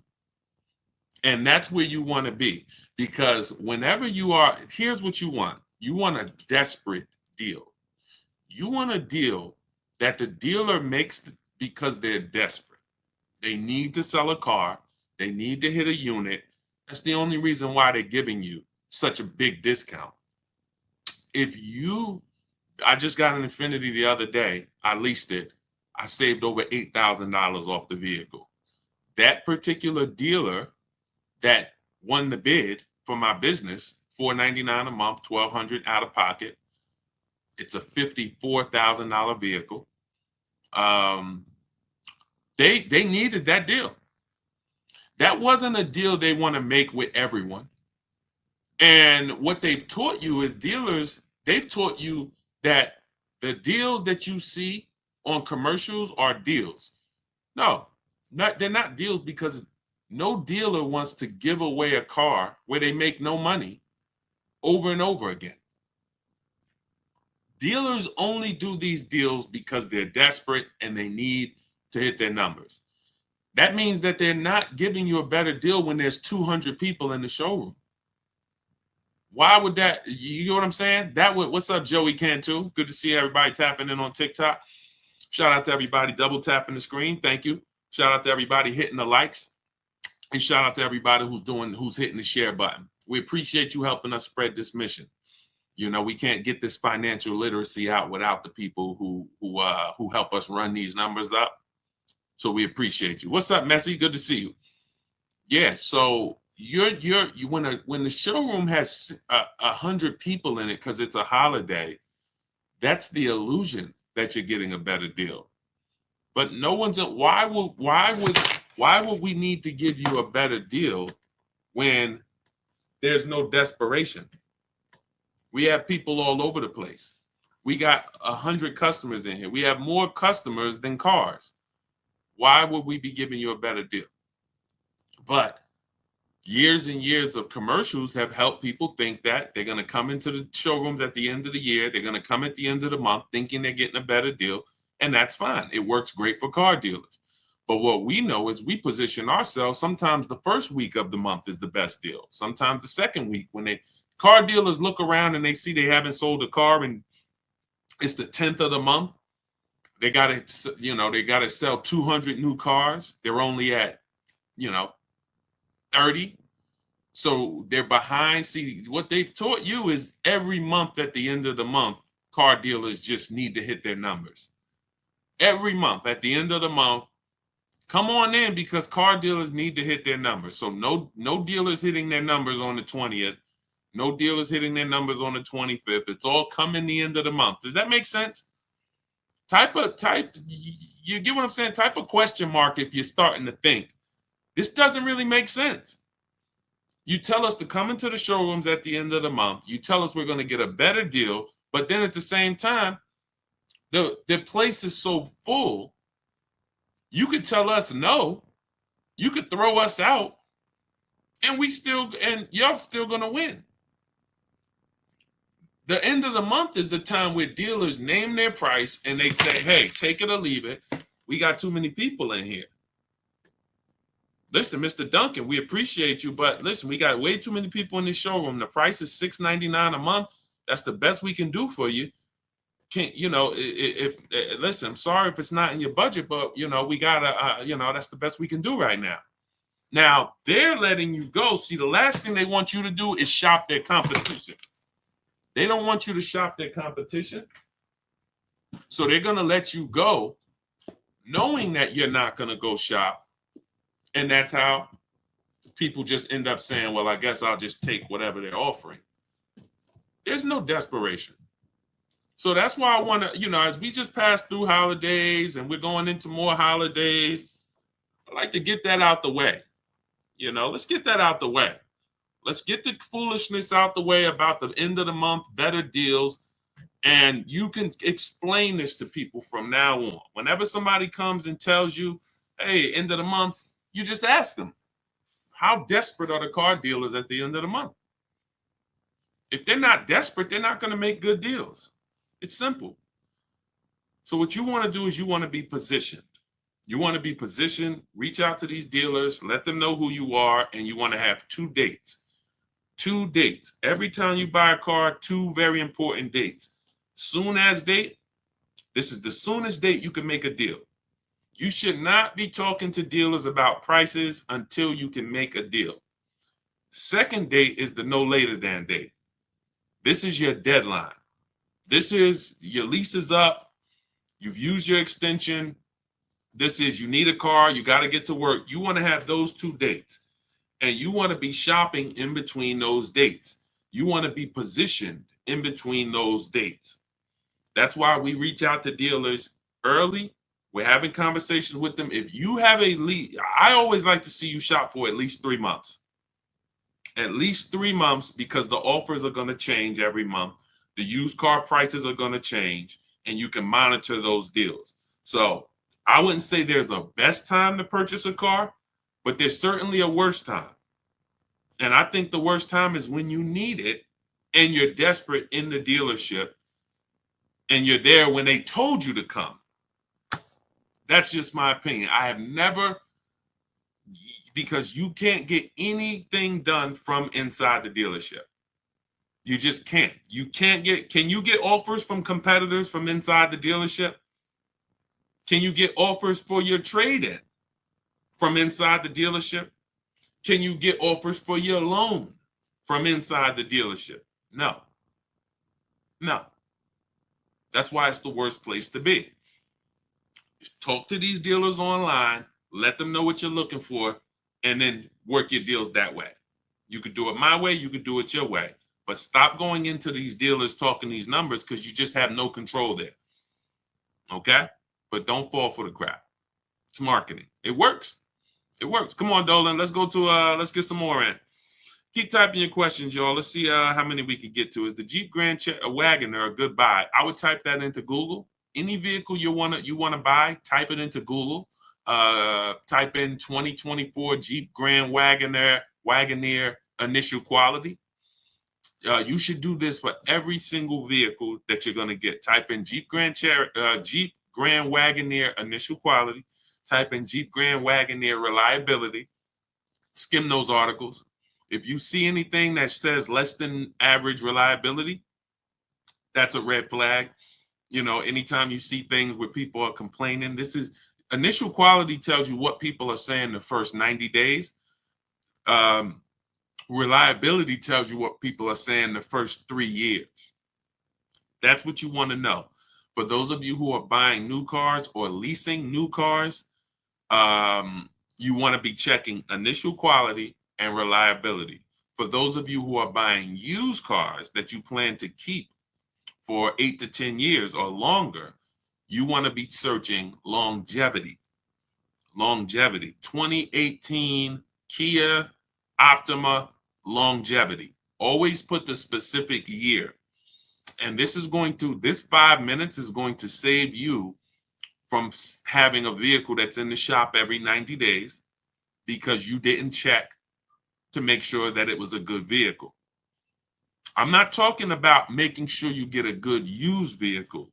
Some of you know, if you're not new to the stream, when we get a used vehicle, we always make sure we're getting a good title, good service records, great service records, good accident history. But we're not, but that doesn't determine if the vehicle has something we call bad DNA. Transmission problems. 80,000 miles, transmission's going to start slipping. Half of the people are going to have problems. Welcome, Day. I see. Welcome to the new followers. I see you. Shout out to the sharers. Thank you to everybody who hits the share button, continues to help grow this community and help get this information out. We appreciate you. But that's what you want. Every vehicle that you want to be looking at, get into the habit of doing this 5-minute check. This is actually in step 4 of my book. In my book, I break down the entire shopping process into 7 steps. And that's for new cars, used cars, leases. It's 7 steps. And step 4 is a step I call shopping, not buying. This is when we're deciding what we want. See, you have been taught you should just buy. You have mixed shopping with buying. You go in to shop, you end up buying. This is not strategy. You don't want to go in. Shopping is deciding what you want. You're about to make a 5-figure transaction. 5 figures. Every one of you, for the most part, some of you may be getting cars under 10 grand. Some of you may be getting cars over 100 grand. But for the most part, most of you are about to make a 5-figure decision. And you're not spending enough time shopping. You're not spending enough time deciding what you want, which is why I continually get these DMs. Deshaun, I got a vehicle. I had it for a year. I want to get out of it. Well, no vehicle is made to be purchased and then replaced a year later without losing a lot of money, 20% minimum of what you paid. Get people who pay cash, they don't do this. So go ahead. I know I went off on a tangent there, but I think you got to go. You do those checks: longevity, initial quality, reliability. Each vehicle, type in the year, type in the make, type in the model. Initial quality is the 90 days. Reliability is the first 3 years. Longevity is going to tell us what's happening with that vehicle in the long term. Transmission, engine issues, things of that nature. Okay? Get in the habit of spending that 7 or 8 minutes to check those things, and you don't have to ask people about their opinions on cars because we just don't have enough information. 60 million cars are sold a year. There's probably 100,000 Jeep Wagoneers out there. There's just not enough. No person has enough information to tell you whether that's a good vehicle or not. Okay, but Google definitely does. Go ahead, Dolan. All right, keep typing your questions, everybody. Good to see you, Paul. Good to see you, Lily. Good to see you, B. Haynes. Is it better to lease first and buy out? We never want to buy out our leases because the benefits of leasing are clear. Low payment, cents on the dollar. Let me show you what that looks like. So you look at Raphael. Raphael's driving a $46,000 Jeep Grand Cherokee. She's paying $549 a month, no money down. That means that's an incredibly low lease deal. It's a 1.19% lease. Some of you who lease may be familiar with the 1% rule. If your monthly payment is 1% of the MSRP or less, it's a steal. Incredible value. You're driving an expensive car for cents on the dollar. You look at somebody like India. India got a Hyundai. You guys can't see this on TikTok, but if you're on Facebook or YouTube or Instagram, you can see this. India got a 2024. She didn't like the lease program on the Corolla. She got a 2024 Hyundai Elantra, 36 months, $365 a month, no money down. That's an Elantra Limited. So it has all the nice features in it. It's not the base model. $365 a month, no money down. Some of you, you're better getting your child this instead of getting them a used car. You should be leasing them a car. But these are the benefits of leasing. Ansley, $58,000 vehicle, 2024. He's paying $554 a month, first payment down only. This is actually the same vehicle I got. I got a $54,000 one, $499 a month with $1,200 out of pocket. Infiniti QX60 Lux. I got the Pure, $54,000. So these are leasing.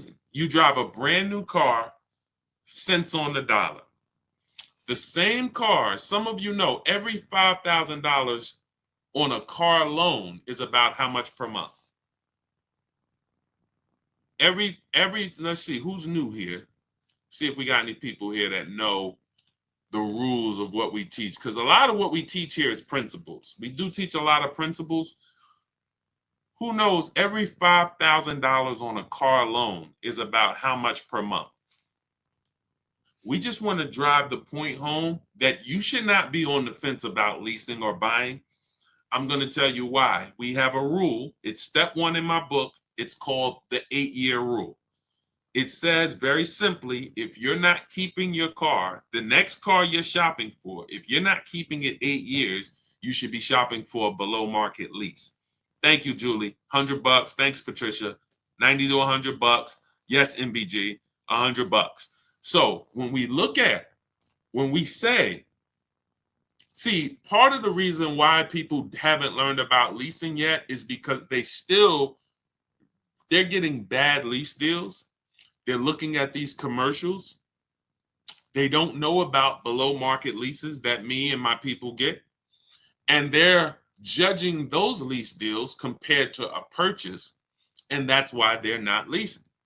So when you look at somebody like Ansley, this $58,000 vehicle, he's leasing it for $554. To purchase this same vehicle on a 5-year loan, he would need, thanks, Lori, I appreciate it. On a 5-year loan with no money down, he's looking at about an $1,100 payment or $1,200 on a 5-year loan. $58,000 vehicle, $1,200 a month all day long. We're not even factoring in tax, but you know, he could have got a discount. Let's just say that's an $1,100 to $1,200 payment. There are people driving the same vehicle, no money down, $58,000 cars, they're paying $1,100 a month. Maybe they took a 6-year loan, or God forbid, a 7-year loan, because that's what people who can't afford they can't afford some of these monthly payments for these cars they're buying, and they just take the loan longer. Just give me a 7-year loan. Give me an 8-year loan. Some of you might not even know how long the loan is. That is a problem. That is a problem. Because what they're trying to get you to do is make bad decisions based on affordability. I see you. Thank you for double tapping the screen. Every time you hear something you like on TikTok, just double tap and y'all continue to see those likes go up. And TikTok lets everyone on TikTok know we're talking serious business over here, brings more people over. So thank you to everybody who's double tapping that screen. We appreciate you. But this is not even close. Leasing versus purchasing is not even close. Look at India's deal again. This Hyundai Sonata Limited. If that's a $30,000 vehicle, close to, let's say it's a $28,000 vehicle, that's a $500, almost $600 a month payment for 5 years. So when she's paying $349 a month, these are real differences. Real differences. So that's why we don't go. And now, again, to wrap up the answer to your question, see, you'd have to be switching. See, leasing is so good. You'd have to be switching your entire ownership philosophy to stop leasing and to buy out your lease, which is buying a used car. That's all you're doing. Whenever you lease, you're buying a used car. The only difference is it's your car. It's no different. When people would come into the store, when I worked at Mercedes, they would buy their lease out, or General Motors. They buy their lease out, and then we put the new plate on for them. They're not even excited. They just signed up for a 5 or 6 year deal, 5 or 6 year loan on a car they've already had for 3 years. They've already been paying on it for 3 years, and now they're signing up for another 5 or 6 year loan. What's the total? If you leased a car for 3 years, then you bought the car on a 6 year loan, how many years is that? This is why this doesn't make sense. You leased it for 3, and plenty of people around the country are doing this. They lease their cars for 3. We never do 4 year loans, 4 year leases. Never take a 4 year lease. You're paying too much for a vehicle you're giving back. But once you lease it, you go and you buy that vehicle. You just went from driving a brand new vehicle, cents on the dollar, like Jen, like Rosalie, like Zafrina, like Teddy, all of these people who are driving brand new vehicles, but they're not keeping them 8 years. So they're not tying up their money in them. They're not tying up their money in them. You go from driving brand new vehicles, paying cents on the dollar, to buying a used car. It's a different philosophy. That's why it's about, what are your reasons for buying your lease out? What I see is people just don't want to shop. People say, oh, my lease is up in 2 months. I'm just gonna buy it out because I don't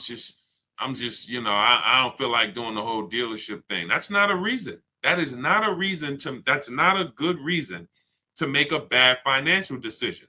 I'm going to buy, and some of you buying your leases out, you're not even checking to see if this is a good price. People are paying $20,000 to buy their lease out for a vehicle that they could find that same vehicle for $18,000. Or they're going over their lease mileage and then buying the vehicle out because they went over their lease mileage. These are all incorrect things. Choose your mileage wisely. Don't buy the lease. When your lease is up, you go get another lease. Oh, people say, Deshaun, what do I do when it's up? You go get another one. I go drive a brand new Infiniti for 3 years. Perfect. That's up. I'm going to go drive something else for 3 years. And that's what I'm going to do. I'm driving brand new vehicles. They're always under warranty. I'm paying super low payments. I get to keep lots of cash flow in my house because my car payments are low.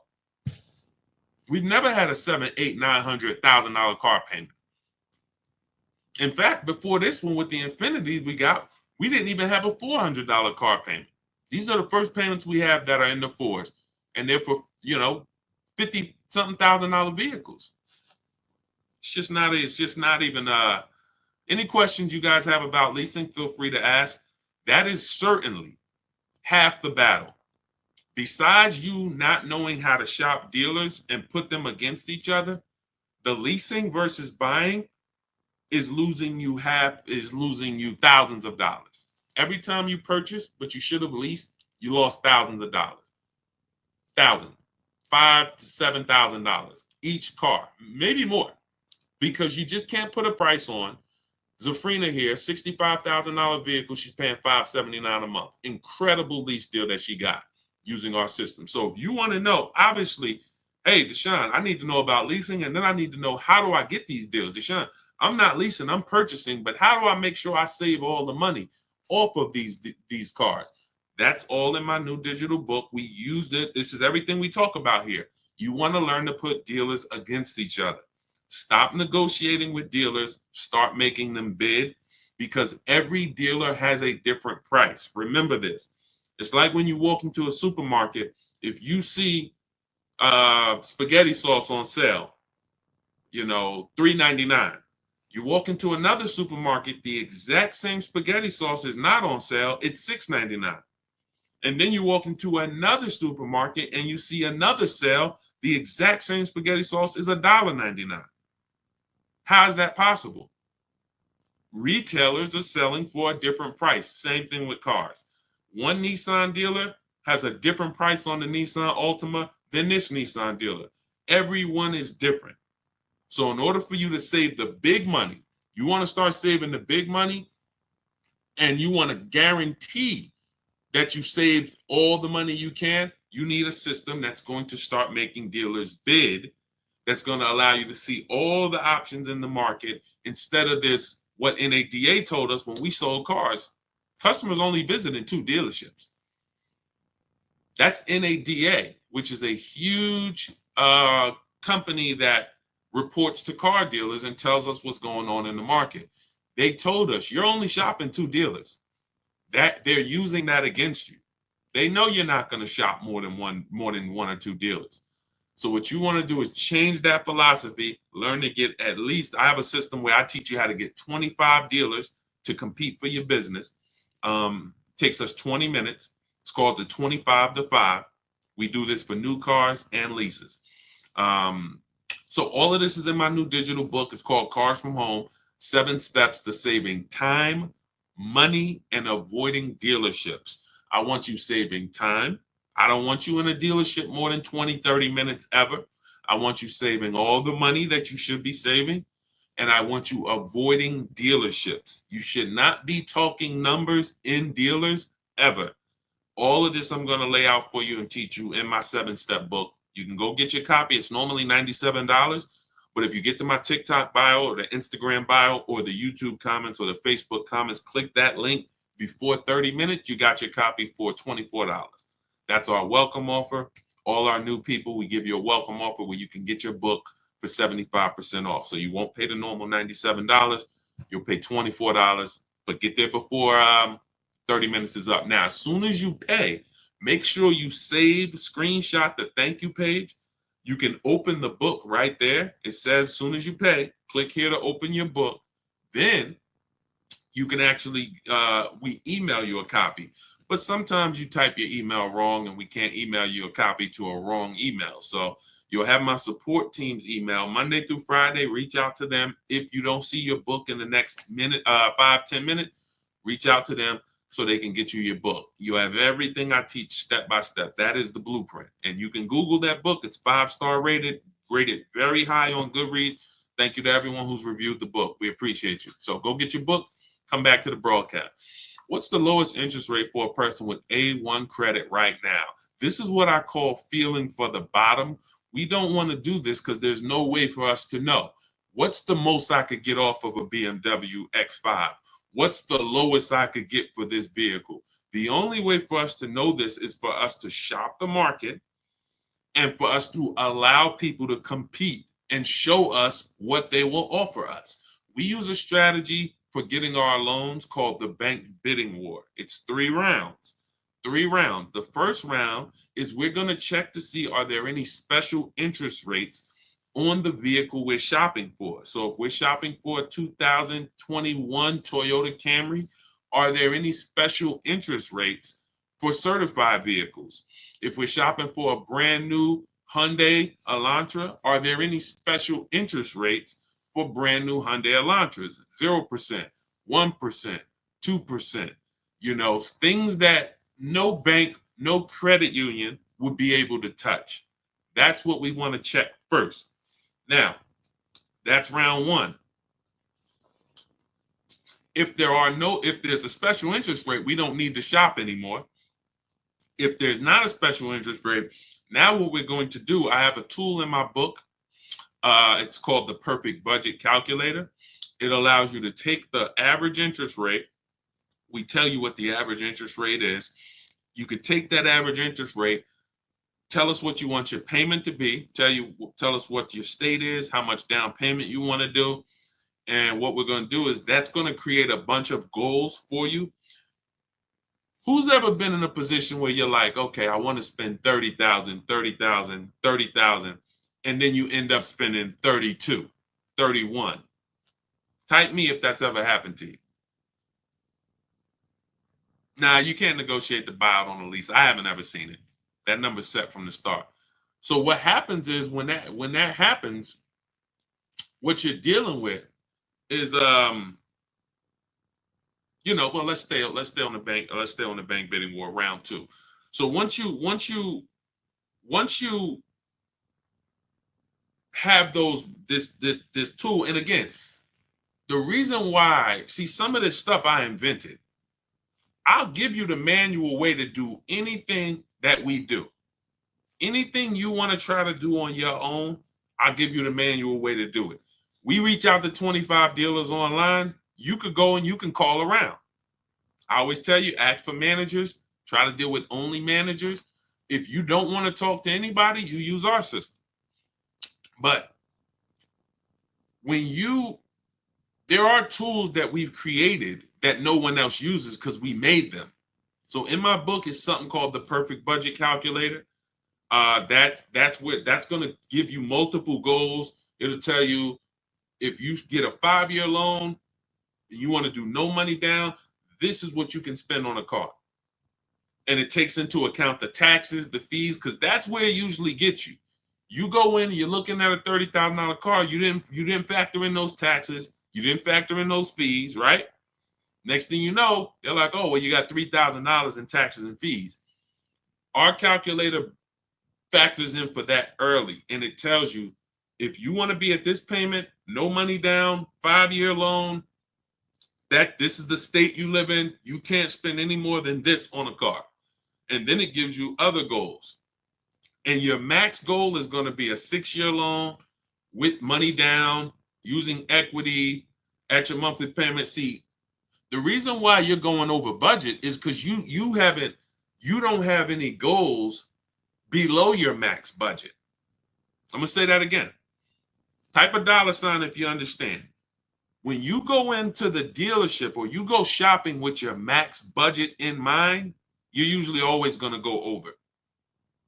What you need is multiple goals below your max.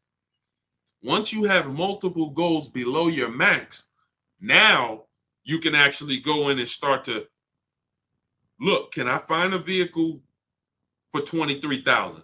Nope, I can't. All right, then I got to go up. Can I find something for $27,000? Nope, I can't. $28,000.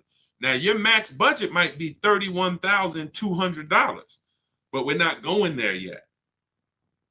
And that's how you want to raise your budget. You never want a car salesman raising your budget for you. You want to raise your own budget. And in order for you to do that, you have had to set it. So I created it's called the Perfect Budget Calculator for those of you who are buying, purchasing cars. You plug that in, it's going to be your best friend. Now I have lease calculators and calculators we use for leases, calculators we use for used cars. But this is the stuff that when I say I want this book to be the most valuable book you own, top 3 most valuable books you own, I mean it. Those calculators alone are worth the price of admission to get your book. Okay, but we always, so once you find your vehicle, now we remember this. Never let anyone access your credit with a hard pull before you find your car. Welcome, Ray-Bans. Welcome, Janet. I shout out to the new followers. Thanks, Lori. Never let anybody run your credit with a hard pull before you have found your car. Once your credit is accessed with a hard pull, there's something called the rate window. The credit bureaus allow you to shop competitors. You can call, once you make your deal, you can call Bank of America and say, hey, give me an offer. Navy Federal, give me an offer. Chase, give me an offer. TD, give me an offer. You can let all these people run your credit. And at the end of the rate window period, it takes us 2 days to do it. it's going to have the same effect on your credit score as one hard inquiry. So when you go out and you find your car, you make your best deal, don't take the car. Don't say, oh, you want to take it today? No, there's a couple reasons you don't want to do that. First of all, especially if you have marginal credit. Sometimes the loan doesn't get funded. You got to bring the car back. But the real reason is if you're getting a loan, you want time to come home and shop your interest rates. That's the real reason. Put the car on hold. If you're not home already, you want to be home shopping interest rates. Or you're just going to buy the car and you'll always wonder, could I have gotten a better interest rate? It never goes away. I could ask you 3 years down the road, hey, you think you could have got a better interest rate on that? I don't know, man, probably. But when you had 10, 15, 20 banks competing, who understands that you're not going to have that thought? You're not going to have that buyer's remorse. Hey, you think you could have got a better loan? Nah, man, I had 20 banks look at my credit. No, and then I gave the dealers banks a chance to see if they could beat it. I got the best rate. You see what I'm saying? You want to guarantee. That's the difference. When you use what we're teaching you, you'll be able to guarantee that you paid the lowest amount for a car. Guarantee that you got the most amount for your trade-in. Guarantee that you got the lowest interest rate on your loan. Y'all, does that make sense? Type dollar signs if that makes sense. The world that we want you to step out of is a world where you had no assurance. You couldn't post your deal like Ansley and like these people I'm showing. Milligan. Look, Milligan saved $27,000 off a vehicle. It's doesn't even seem real. $79,000 electric Mercedes EQE. She got it for $51,300. Those of you who are on Facebook and Instagram, YouTube, you can see it. These deals don't come by accident. None of these people are posting their deals by accident. These come through strategy, making dealers bid, using the Cars from Home system. Cars from Home, this is where your power is, at home. This is where you make people compete, at home. You use this thing that God gave us called a computer, and you use it for your advantage. And you're gonna be blown away by how empowered you are when you actually start shopping for cars the way you shop for these other things in life. You use the internet to shop for everything else, but when it comes to cars, you're not using it effectively. You haven't been taught how to shop for cars effectively using the internet. And that's all we do. We will never go in and spend more than 30 minutes in a car dealership negotiating or anything. We're not even ever negotiating in a dealership. You want your deals to be made from home. Whenever you're negotiating in a dealership, you're putting yourself in a position where someone can waste your time. You can't see the market. You can't get competitor offers. Nothing good happens in the dealership. All right, so that's the process we use, the bank bidding war process. Every other process to get your car loan is going to lead to buyer's remorse. It's always going to lead to, did I do the best I could have? When you get the bids, soon as you get my book, you get a blueprint called the Bank Bidding War Blueprint. I haven't combined it into my book yet, but for those of you who are getting you're financing your next car, it could be a used car, it could be a new car. But for those of you who are going to be financing, you want to use the Bank Bidding War. That's going to be your only way to guarantee that you got the lowest loan in the market and you paid the lowest interest in the market. Okay, so all of this is in my new digital book, Cars from Home. For those who just jumped on, it's a digital book, so it could be in your inbox in literally 3 minutes. It's normally $97. Part of my welcome offer, you can get your copy for $24, but it's only for 30 minutes. You got to get to my TikTok bio, the Instagram bio, the YouTube comments, or the Facebook comments. Click those links. You'll see as soon as you click, has Get Deshaun's new book, 75% off. As long as that timer hasn't hit 0, you got yours for $24. Once the 30-minute timer hits 0, the price does go back up to $97. And it's worth every penny. You can Google the book. You can read about it on Goodreads. You can see all the people who've reviewed it. But as part of my welcome offer, I would like you to, $24 is better than 97. So go grab your book, come back to the broadcast. As soon as you get your book, make sure you screenshot the thank you page. That has my support team's email. Some of you, you're typing very fast. You don't realize you type your email wrong. We can't email your book to an incorrect email. So Monday through Friday, you can always reach out to my support team if the book is not there in the next 5 to 10 minutes, and they'll get you your book. Make sure you check your spam too. Sometimes it does go to spam. And lastly, for those of you who want to work directly with me, if you qualify, we have a button that you can press in those links that says Shop with Deshaun, and you can see if you qualify to shop for us to shop together. I've been shopping with people all around the country since 2021. So you can go to those same links. You see me sharing a lot. You see me sharing a lot of people in my Facebook group. It's the same system. It's just everyone learns different. Some people like a do-it-yourself system. Give me the do-it-yourself, Deshaun. I'm going to follow the blueprint. That's my book. Some people like a done-with-you solution.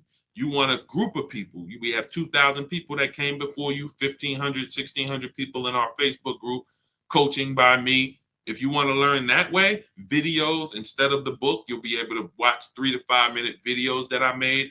You can click that button that says Shop with Deshaun. But again, everyone won't qualify for that program. But I don't care how you get it, just get it. I don't care how you pay less than everyone for cars, just pay less than everyone for cars. That's all that matters to me. That's why we make the information. We put it everywhere.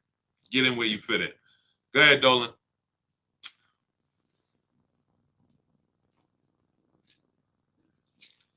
What about buying a car with an active bankruptcy? As far as I know, I'm not an expert on credit, but as far as I know, you're going to have to wait for the bankruptcy to be discharged. And once you're cleared to go buy something, I've seen more people end up at a 700 credit score after less than a year out of a bankruptcy.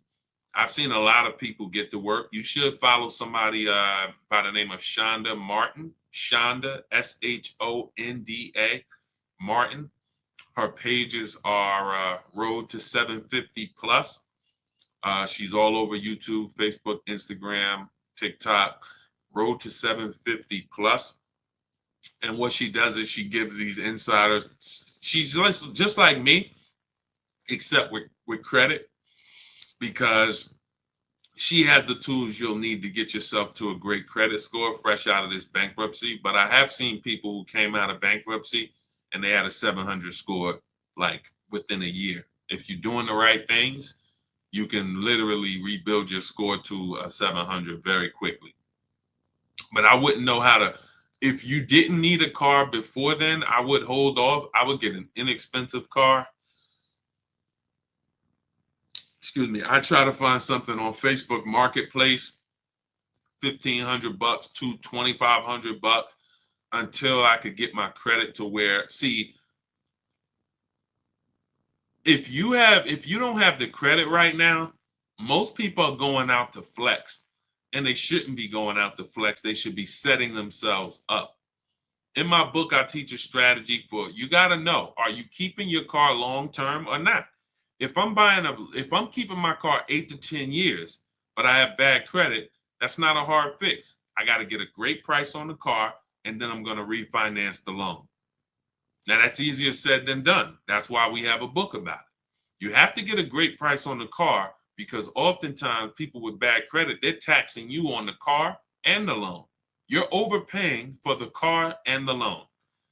And so, if you're there's nothing wrong with overpaying for the loan because you don't have good credit, but you need to get a great price on the car. And I know you may have not been taught to separate these things. Another thing we do with the Cars from Home system that we teach is we separate our transaction. Who you buy your car from, that's different than who you're going to get your loan from. That's different than who you're going to sell your old car to. Some of you, who's given a dealership 3 transactions? You bought a car from them, got a loan, traded your car in. Type me. If you've ever bought a car from a dealership, they got you the loan, and you traded your car into them, type me. Duchess, I see you on Instagram. It's in my Instagram bio. Click the link that's in my Instagram bio. There's a website there. Click that link. Come on, everybody, lock in. Lock in. I forget. Let me. Now I forgot the question that I just asked. See, sometimes I get to read in comments, and then I forget the questions that I asked. What's up, Hi Taylor? Okay, we're talking about separate. Okay, yes. If you guys have, so who's bought a car, traded in a car, and got a loan from the dealership? Let's see who's going to be honest. Sometimes people don't like to be honest because they think we're going to talk about them here, but we're using you for a real example. If you're here, you could deal with the bad news because that's what I am first. Nobody's going to get to the good news coming through this page without getting the bad news first. That's just what we do here. I got to tell you the mistakes you've been making, not shopping around. I got to tell you the mistakes you've been making, not leasing, not separating your loan, not separating the loan from who you buy the car from.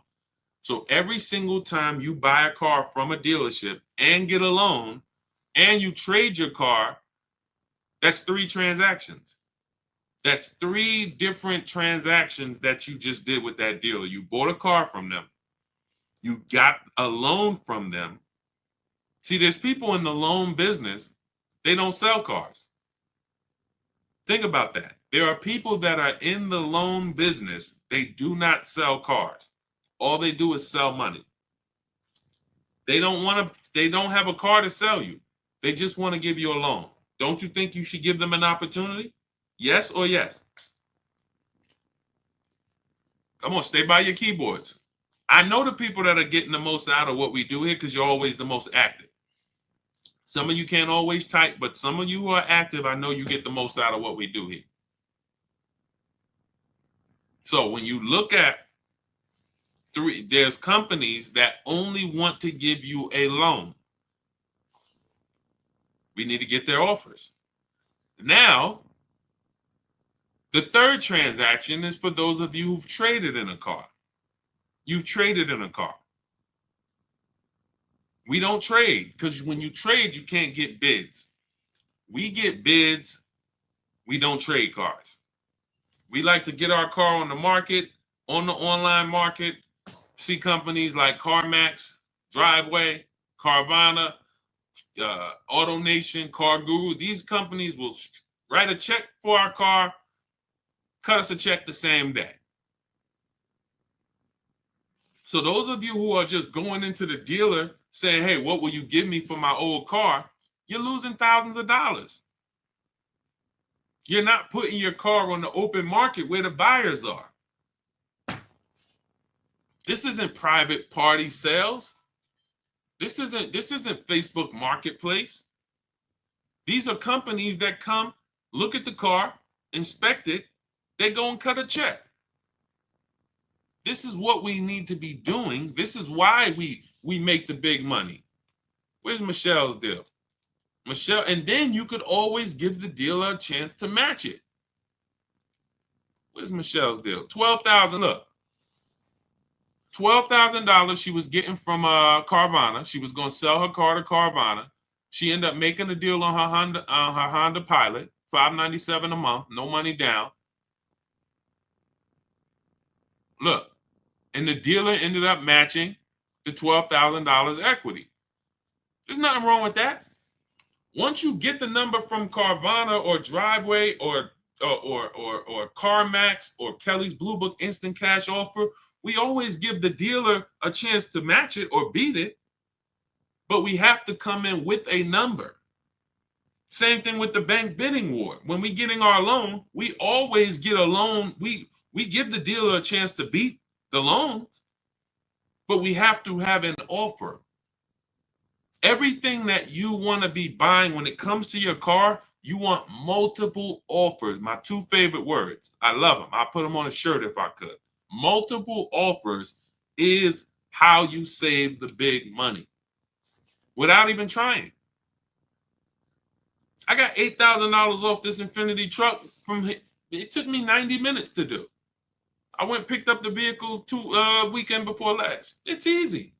Because I'm sitting here, I'm talking to 25 Infinity dealers by email, not by phone. So you don't have to worry about, oh man, Deshaun, you're going to teach us what to say. No, I'm going to teach you how to type. Once you learn how to type, you don't have to worry about what to say because you're just going to use my templates. I have all the emails written. I got all the templates written. You know, all it is just knowing what to say when dealers ask you, hey, when can you come in? When can I get you on the phone? Hey, we only are in person. You know, all the stuff that dealers are going to ask you, that's what my scripts are. Hey, we don't do quotes online. All of this stuff. I know because I used to work. I used to have to send those same emails out. It's nothing new. So yeah, that's it. That's it. I would focus on, you know, getting your loan separate. I know I was talking about with bad credit. If I'm keeping a car long term, but I got a bad loan, that's a refinance issue. That's a refinance issue. I'm paying 20%. 2 years from now, my credit's 750. I refinance down to 6%. I'm keeping my car. But you have to make sure you get a great car. Now, let's say you're not a long-term person, fresh out of bankruptcy. You're like, Deshaun, I'm not keeping a car 8 years at all. Then you should be shopping for a lease. Now, you can't qualify for a lease right now. So the first thing you want to do is shop for an inexpensive loan. I call it a smart car. The least expensive car you can get a loan on. $7,000 to $10,000 loan. Something that your payment, again, this is not a flex. Deshaun, I'm gonna get a $10,000 car. That ain't gonna be what I like. It's up to you. You can set yourself up to lease in 2 years, or you can set yourself back. Everybody with bad credit want to go out and flex. You're not gonna be close to leasing in 2 years.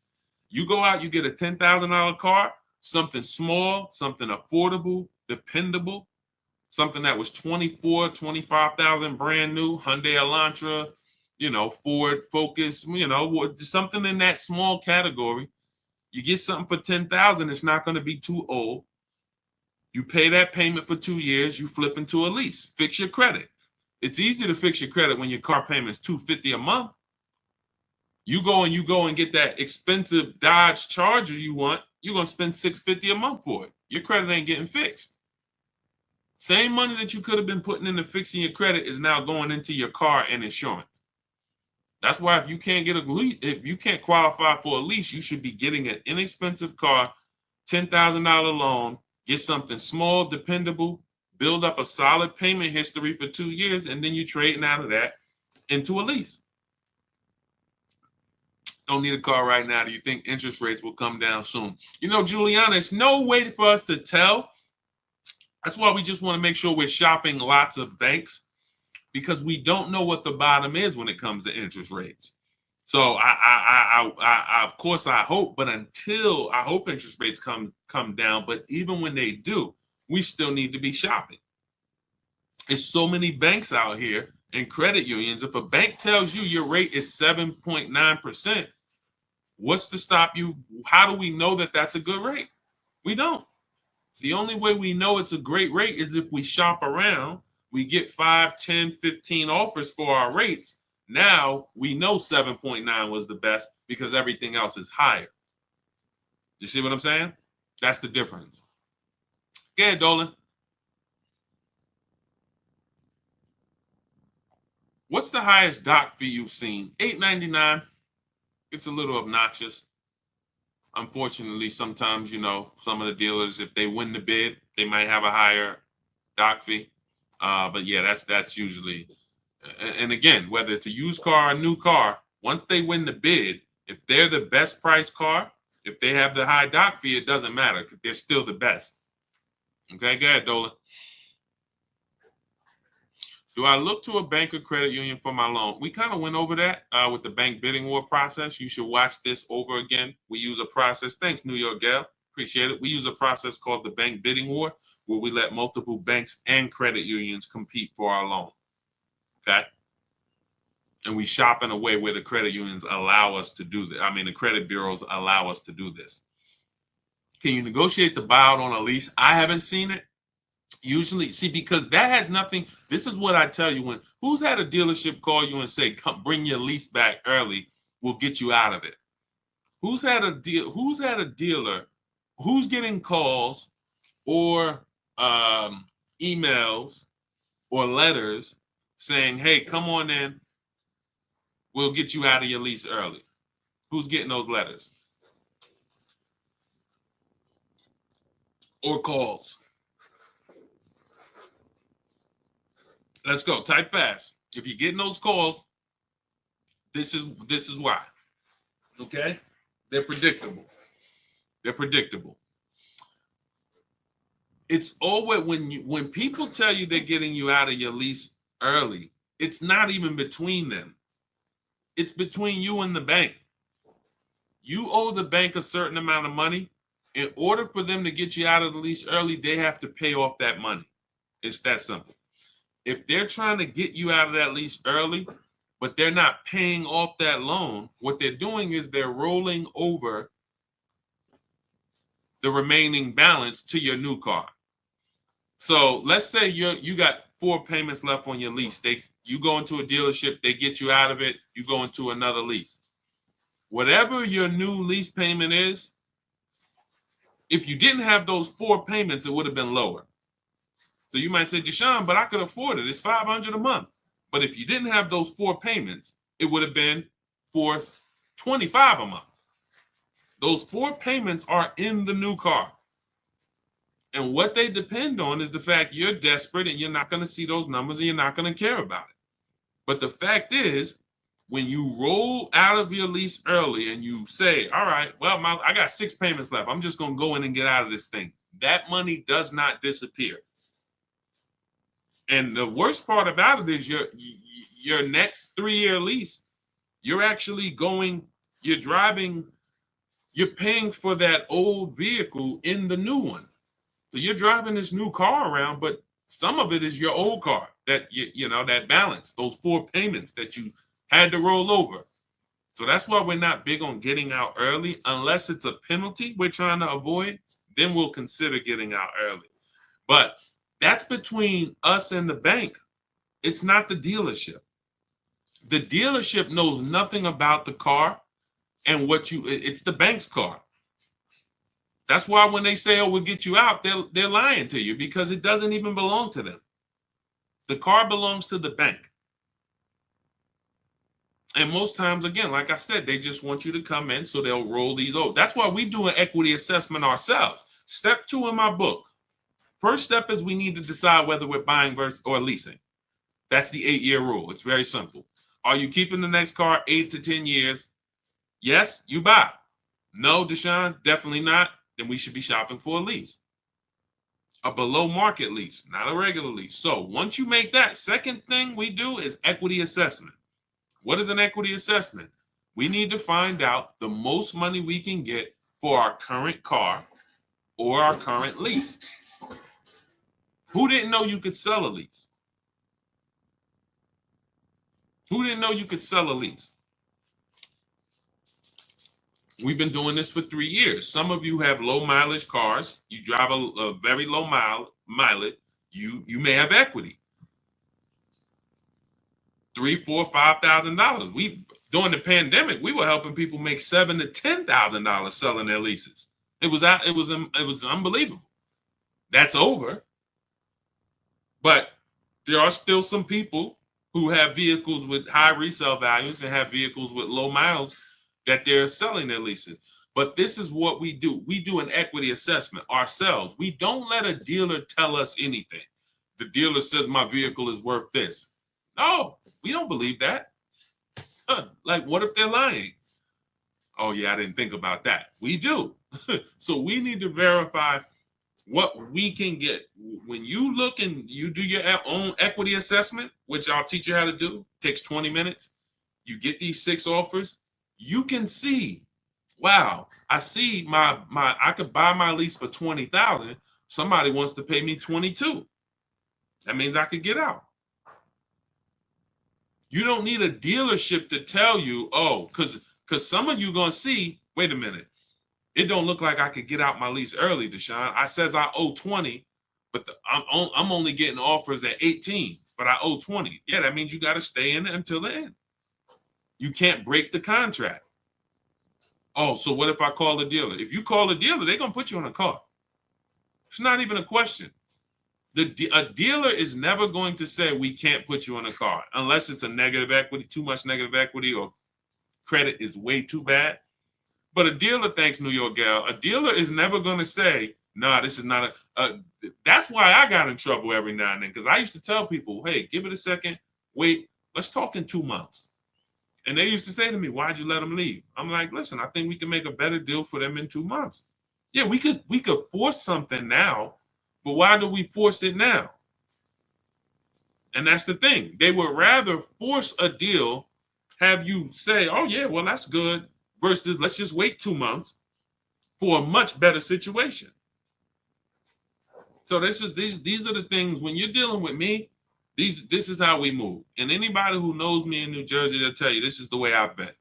I have not changed. When I worked for Mercedes, it was the same way. Somebody came in, tried to buy their lease out, I'm trying to slow them down and talk them out of it. What are you doing this for? This is a horrible idea.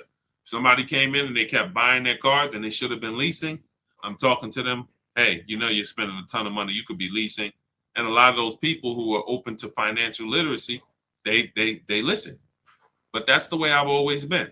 When you take this car buying thing seriously, you're gonna see how much money is in it. The people who don't take it seriously, you don't know how much money you're losing.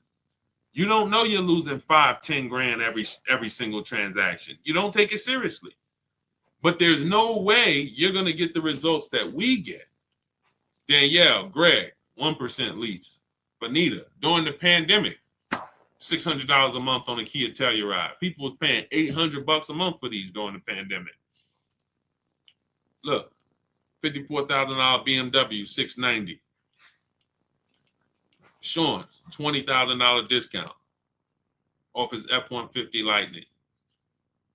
These are the things these things don't happen by accident. So those of you who are like, Deshaun, I don't want to remember all of this. You went over a lot. I know I'm not going to remember all of this. Grab the book, grab your blueprint.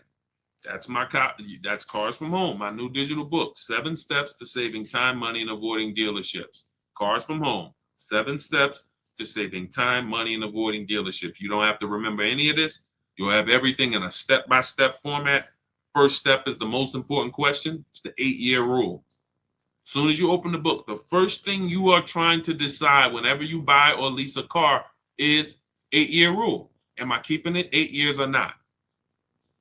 If I'm not keeping it 8 years, I'm shopping for a lease. It's just too cheap. The prices of these leases that we are getting are too cheap. Nobody can compete with, no buyer can compete. I don't care if you buy used, I don't care if you buy new, you cannot compete with below market lease deals in the short term. In the 8 years, you'll win. Once you get to 8 years, yes, you won. You paid all of that money, paid off your car. Now the depreciation is cooled off, you won. But in the short term, the leasing person is always going to win. Always going to win. Ansley, $554 a month, $58,000 car. He's winning. A person who's purchasing this vehicle is spending $1,200, $1,100. Even if they bought a used one, they're still spending $800. You see what I'm saying? So step 1 is always the leasing versus buying question. Thanks, New York Gal. Appreciate you. Step 2, equity assessment. For those of you who have a vehicle that you'll be replacing or a lease that that's gonna be expiring, we have to do an equity assessment on that. See how much money, can we pull any money out of it? Is there any equity? Then we move into deal-focused budgeting. How do we know a deal? How do we know a deal when it appears? Then we move into shopping, not buying. This is when we do our test drives. This is when we decide what we want. Many of you, you're not spending enough time deciding what you want. You're letting people rush you to make a $50,000 decision. This is not what we do. Step 5, we move into the market. We start getting offers. If you're buying a used car, I'm going to show you how to use my marketplace strategy, where you see the entire market within 100, 150 miles of you, and you're going to narrow it down based on title history, service records, accident history. I'm going to show you how to get the original price of the car, We do that in a couple different ways. You need the original price so you can see what's in the car, and so you can see how much discount you're getting off the original price. This is our used car strategy. That's all in there step by step. Step 6 is paperwork. Step 7 is delivery. By the time you get to step 7 in my book, I'm congratulating you on delivery. Either they're delivering the car to you or you're about to go pick it up. That's how it is. And it's in there for leasing, purchasing, new cars, used cars, high mileage drivers. It's all in there. And you can get your copy. It's normally $97. You can get your copy for $24 as part of my welcome offer, but it's only for 30 minutes. So you can go to my TikTok bio, my Instagram bio, the YouTube comments, or the Facebook comments. I have a link there for you. Click that to activate your 75% off. And then you'll see a button that says click the book. As long as you get there before the 30 minutes, you got your copy for $24. Okay, make sure as soon as you get your book, please screenshot the thank you page so you have my support team's email. Check your junk, check your spam. If your book is not there in 5 to 10 minutes, connect with my support team Monday through Friday. They'll make sure that you get your book. And lastly, for those of you who want to shop together, you want to consider, if you want to see if you qualify for us to shop together, there's a button there for you guys too. I have been shopping with people all around the country since 2021 for the last 3 years. This is where instead of reading, you guys have access. You'll have access to videos. You have access to coaching calls with me twice a month, our private Facebook group. However you decide you want to learn, doesn't matter to me. I just want to make sure you pay less than everyone else for cars. So watch the free streams, watch the free videos, get the blueprint, join the course. It doesn't matter. Just make sure you are applying what you are learning so that when you get your cars, you're proud to send me the deals. I want you to feel proud sending me the numbers. And the only way you're going to do that is to shop the market. Okay? Confidence comes from shopping the market. Every single car you're getting, you should be getting at least 5 to 7 offers minimum. Okay? And that's what we want you to do. That's how you save the big money. My Dukes, the book is in the TikTok bio. Just click the picture of me. Go to my TikTok bio. You'll see a website there. That's where you'll get your 75% off at. Okay? Eliza, welcome. Welcome to the new followers. Thank you, everybody, for tapping in. We will be back for another stream. Everybody who got your book, enjoy it, use it, hold yourself accountable, stick with the steps, don't jump ahead. You shouldn't be at step 7 until you're picking up your new car. Okay? And for those of you who are working with me personally, I'll see you inside. I'll see you on our Facebook group. All right? God bless. Let's continue to unlearn so that we can relearn.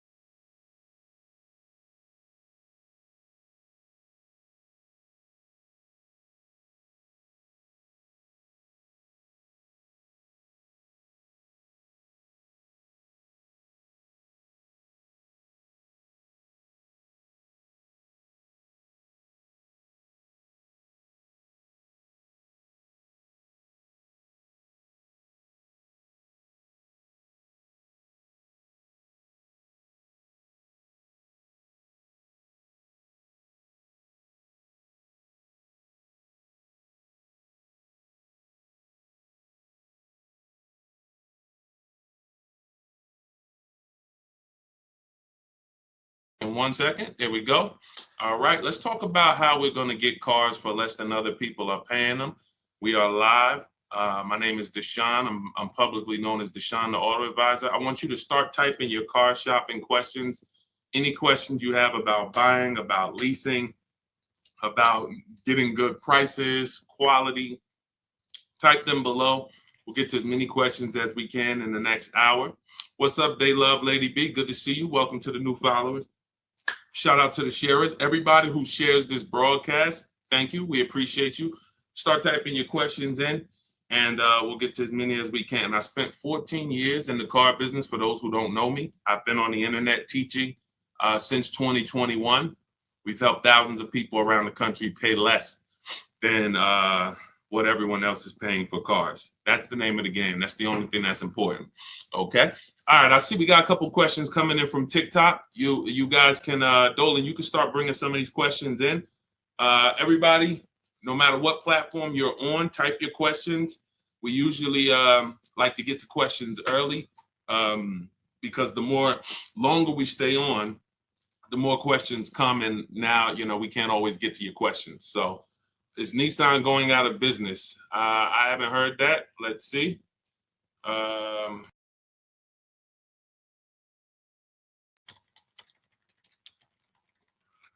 see it's a popular question online. So in dire straits, but could Honda save the day?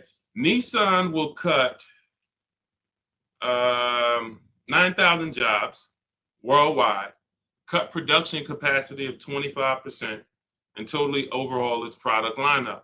Unable to reinvent itself after disgraced former CEO Carlos Ghosn was arrested. Okay, you might be onto something here.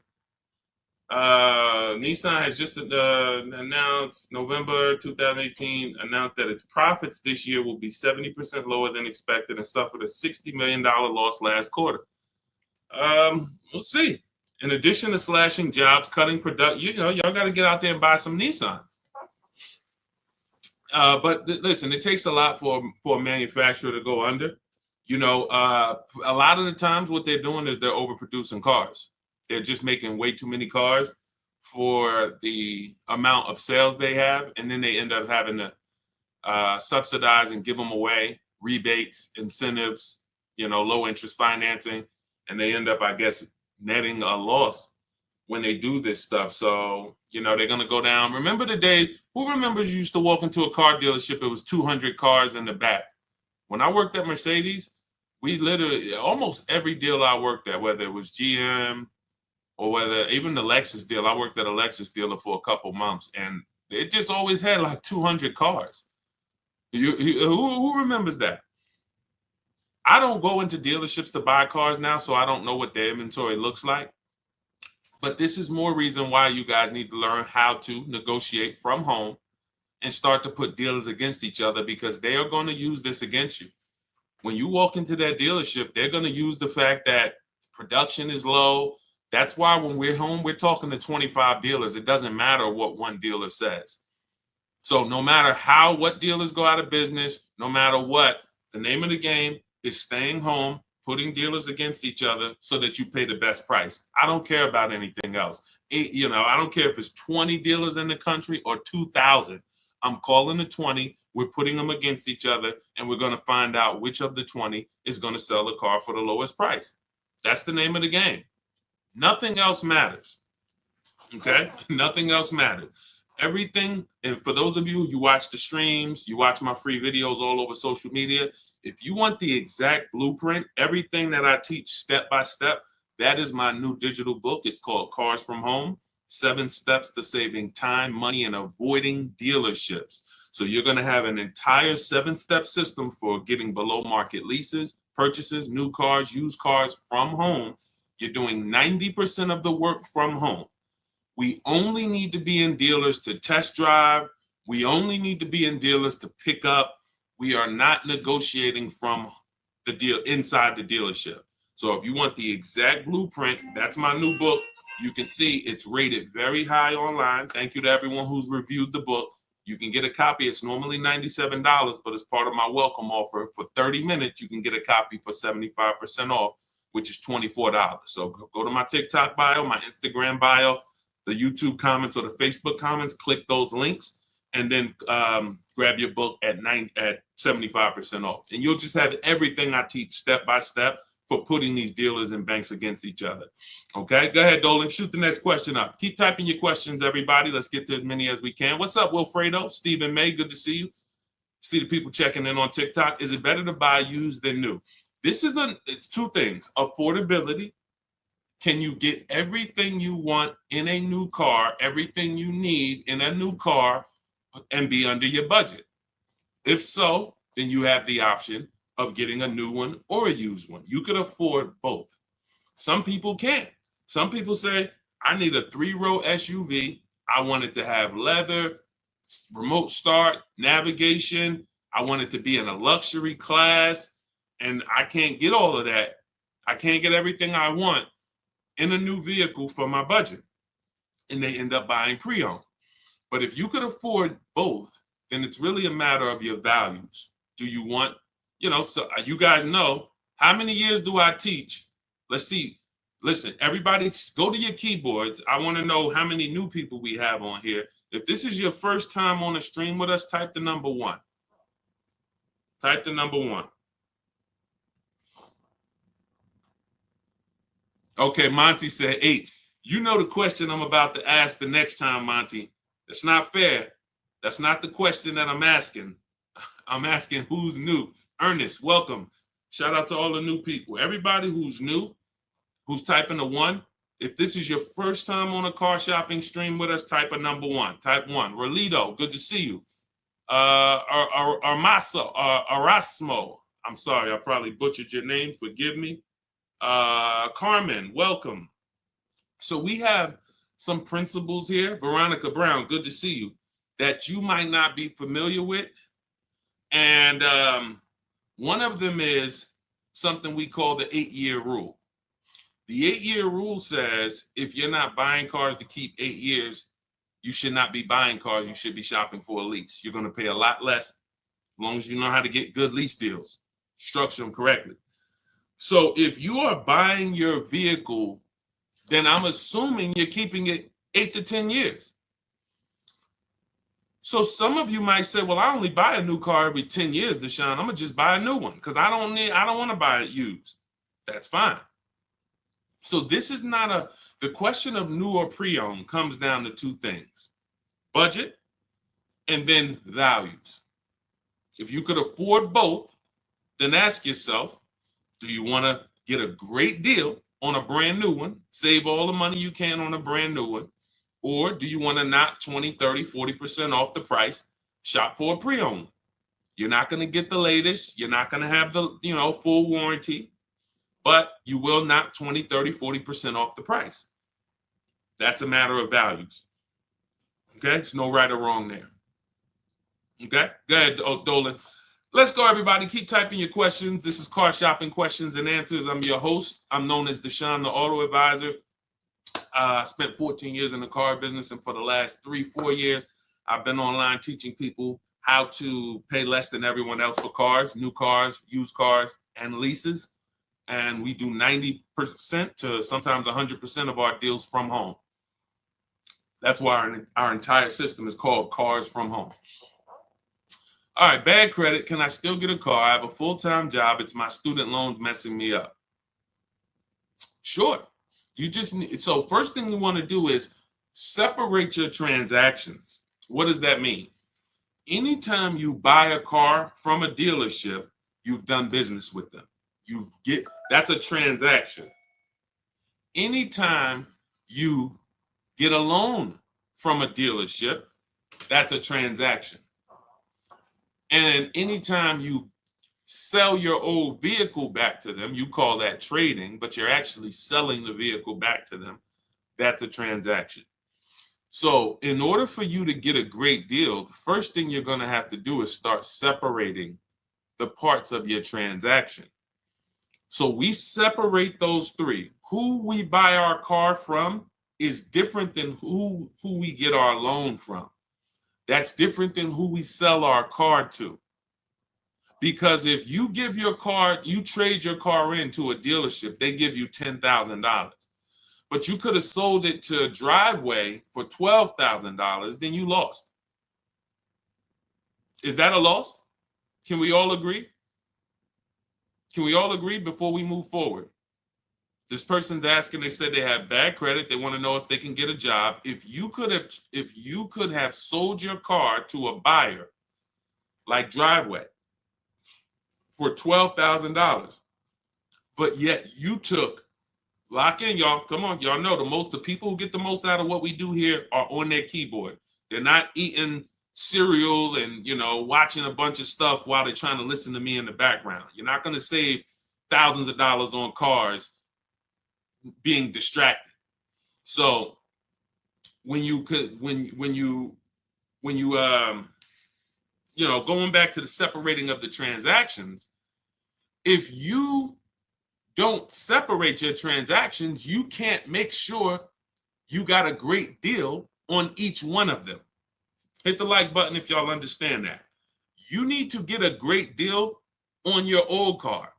That means whoever, if there's buyers out there, you need to get the most money for your old car. If you don't get the most money for your old car, you didn't get a great deal because you left some money on the table. If you could have got a 4% interest rate or a 5% interest rate, but you're paying a 6% interest rate or an 8% interest rate, you didn't get a great deal. Hit the like button if y'all understand that. This is okay, I got a great deal on this Honda that I bought. The dealer took off a bunch of money. It was the best offer, but on my loan, I should be paying 5%, but I'm paying 7.9% because I didn't shop around for my loan. I didn't get a great deal. I got a great price on the car. So this is the name of the game.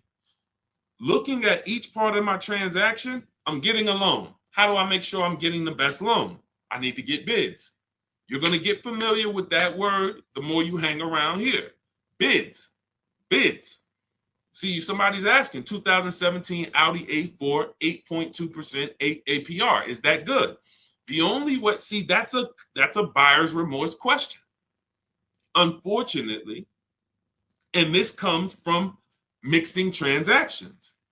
If we had shopped for our loan separate, you bought your Audi A4, got a great deal on it, put it on hold. Don't take it home the same day. Who knows, the dealers love to get you. When we sold cars, we wanted you to take it the same day because we didn't want you to change your mind. But at the end of the day, there's some downfalls to you taking a car the same day. You can't shop around for your interest rate. So now you're out here paying 8.24%. How do we know you couldn't have got 6.9? How do we know you couldn't have got 5.9, 7.1? How do we know that? Did you see enough offers for you to know that? See, if you had said to me, I know you didn't because you're asking that question. If somebody says to you, hey, you're paying 8%, is that good? Is that the best? Now, if you say, well, look, I had 8 credit unions, 8 banks, and all the dealers' banks try to compete, 8% was the best. You see the difference? You see the difference? One deal says, hey, I got 10 banks to make me an offer. 8%, 9%, 8.2, 10.1, 11%. 8% was the best. Now we know. That's how we get rid of buyer's remorse. We must get offers. The reason you guys have buyer's remorse like you do and anxiety, even before you make a deal, you're not getting offers. So whenever you're about to make a deal, you hesitate because you don't know if it's a good deal. You can solve all those problems by learning the Cars from Home way to car shop and getting multiple offers. It's very simple. It's easy, much easier than what you've been doing in these dealerships, and it guarantees we got the best deal. I want you to move from this place of hoping to a place of guaranteeing. Okay? So what you're going to do with your credit not being good is you are going to determine first, are you a leaser or are you a buyer? Should you be leasing? Are you buying cars to keep 8 to 10 years or not? No, Deshaun, I'm not. So if you're not, then your goal should be to set yourself up to lease. Now that might take you 2 years. You get you an inexpensive car, get a small $10,000, $12,000 loan, pay that payment, $250 payment, pay it on time, build up your credit. You're not going to drive the fanciest car. This is my plan for short-term people with bad credit. It's in my book. It's in everything I teach.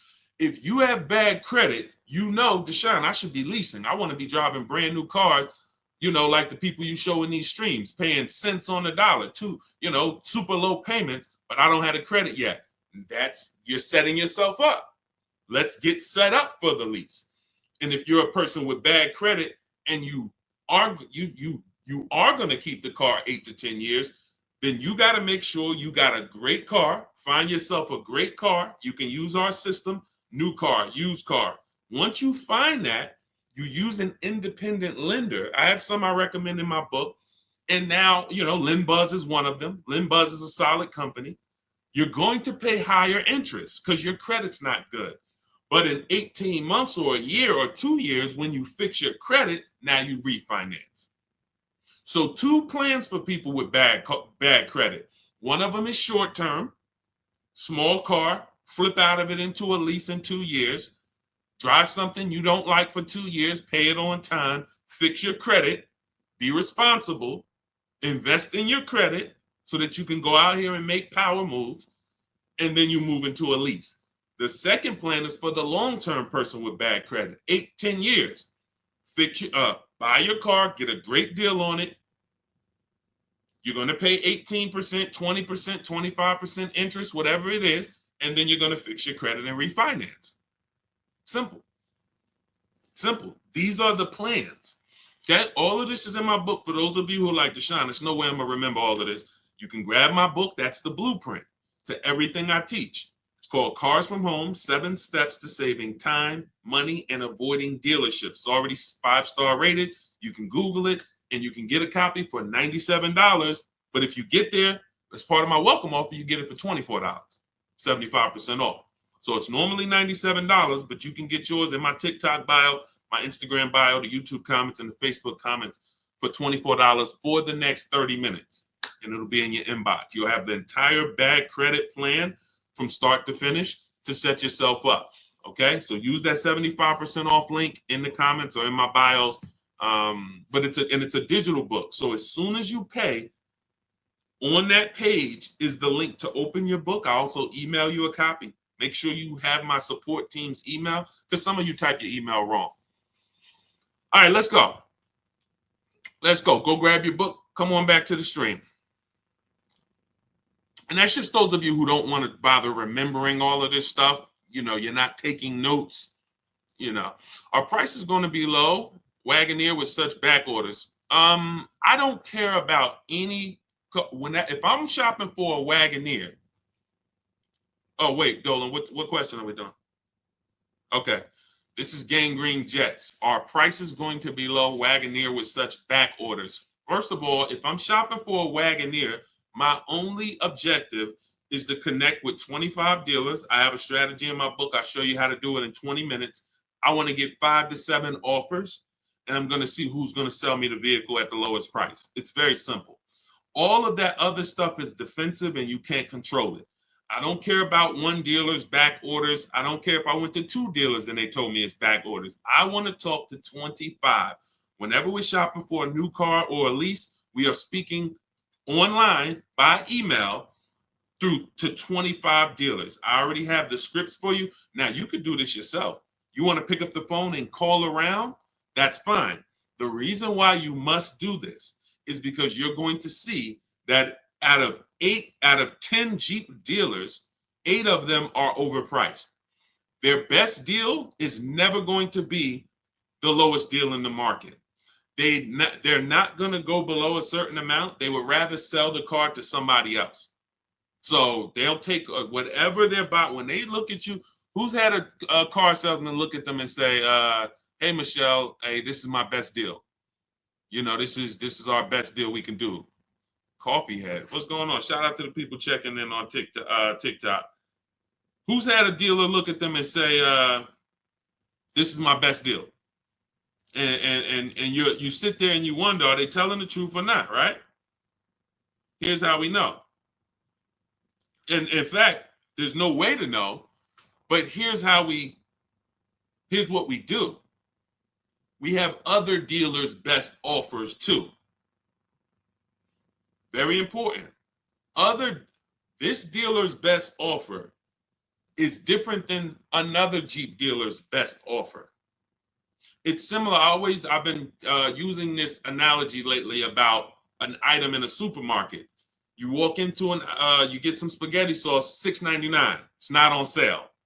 You go to another store, right? That same spaghetti sauce, identical spaghetti sauce, is $4.99. You go into another supermarket, right? Same exact product is on sale for $2.99, right? If you get that, hit the like button. If you get that and you're on TikTok, double tap the screen. See, if I can get that principle to lock in, because there's still people that don't know, dealers sell cars for different prices. There's still dealers that say, oh, I mean, there's still people that say, you might be one of them. Man, I went to Nissan. They gave me an offer, man. Nissan is expensive. No, that Nissan deal is expensive. Come on, y'all. I don't see enough dollar signs up. Let me know. Or if you are getting this, hit the like button, type dollar signs if you're getting what I'm telling you. You have to see cars as cookie cutter.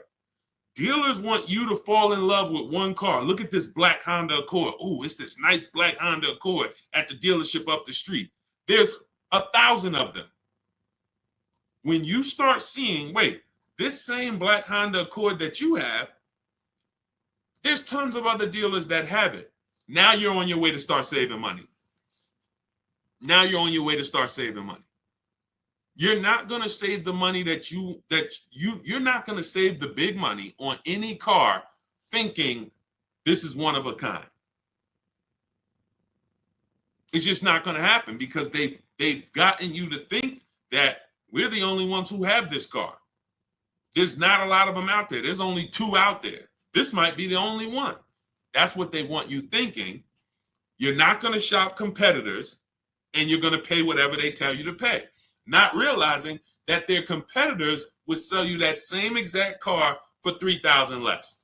Let me show you the difference in offers so you can get an idea of how big of a difference there are between great offers and bad offers. So let's look at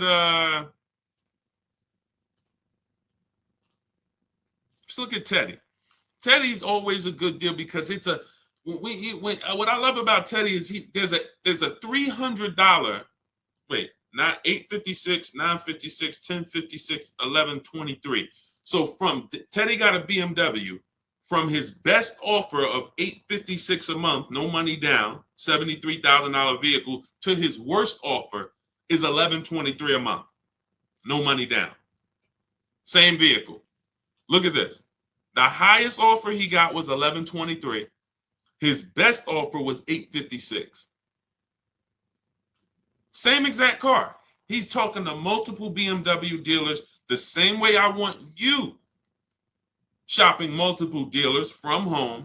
And he sees, wait a minute, this dealer's giving me $856. This dealer's giving me $9. His local dealer gave him $986. Look. My local dealer came in at $986 and even told me in an email, look, even told him in an email, this is the stuff some of you be believing. He didn't think I'd find a better deal out there. His local dealer, local BMW dealer close to him, he probably went there to test drive the car, probably was looking at the car for months. Oh, one day I'm going to come back, man, I'm going to get that car right from this dealer. That dealer, $986 a month. Told him, nah, I don't think you're going to find a better deal out there. Meanwhile, $856 a month is what he closes the deal at. You must shop multiple offers or you're not going to save the big money. You're never going to guarantee it. So I wouldn't say, I don't care when it comes to the Wagoneer, what back order. I don't care if you got a car on order. You might walk into one small dealership and they say, oh, we don't have any. And they're trying to make you think no one has any. No, that's not the way we do it. And again, there's a couple reasons why we reach out to 25 dealers. One, we get the highest chance of getting 5 to 7 offers. You must get 5 to 7 offers so you can see how many are overpriced.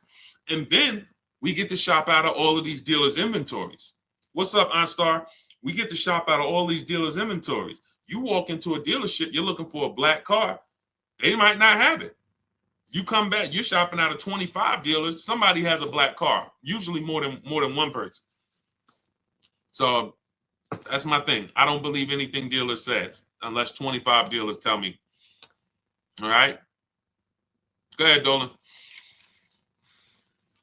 And, you know, it's a story that they're selling you guys. Unfortunately, look, as an ex-car salesman, I can tell you this.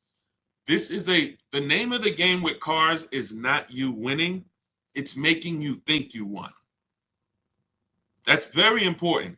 It's very important for you to distinguish the difference between winning and thinking you won. Winning is you saw all the offers, you had a lot of people competing, you picked the best offer. That's winning. Thinking you won is you didn't see a lot of offers. You went into one dealer, maybe two, and you went and you negotiated. You try to negotiate your way down, and then you just shake hands hoping that you did okay. It's a very big difference. One is anxiety prone, buyer's remorse prone. The other is not. One guarantees you save the most money. The other does not. It's two totally different ways to move. Sean, looking at a 2022 Honda Pilot, should I wait for more leases to be turned back in early 2025? Yes, I always recommend when people are looking for a 1 or 2-year-old used car, you need to realize that dealers are not going to have them yet.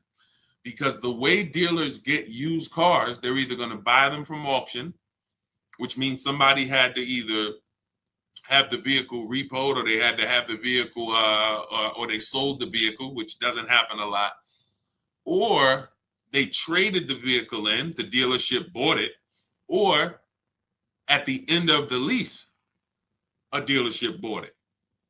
All of these things don't usually happen in 2 years. You don't typically see a lot of people, because it's a recipe to lose a ton of money, buying cars and then trading them in a year or two. So how would they get these cars? You know, Sean, that's the big deal. So what I always say is you're not going to see used cars until about 3 years. About 3 years. If you're looking for a 2-year-old one, it's going to be very tough for you to find it. So by the time the 2025s really start hitting, which is now, 2025's out. Now you should start to see those 2022s start to come back off lease right about now. And never buy listen, well, you're not buying a 2-year-old one or a 1-year-old one. So it doesn't matter. But yeah, that's what you would do. Wait until you're seeing enough inventory where you can start to see what the prices are. Because if you don't have enough inventory to see the prices, you're gonna guess. And now you're in trouble. You could be in trouble. You could be in trouble. Okay? So that's what you do. Go ahead, Dolan.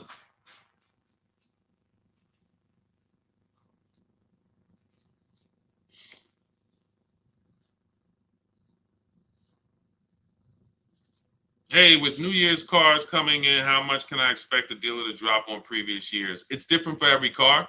I'm going to show you a variety of discounts, and you don't want to guess. You do not want to guess, because you are going to lose. Like, take somebody, let's look at Tiffany. So I'm going to take somebody like Tiffany. Tiffany she used my book. She's using What You Would Learn. You have my book.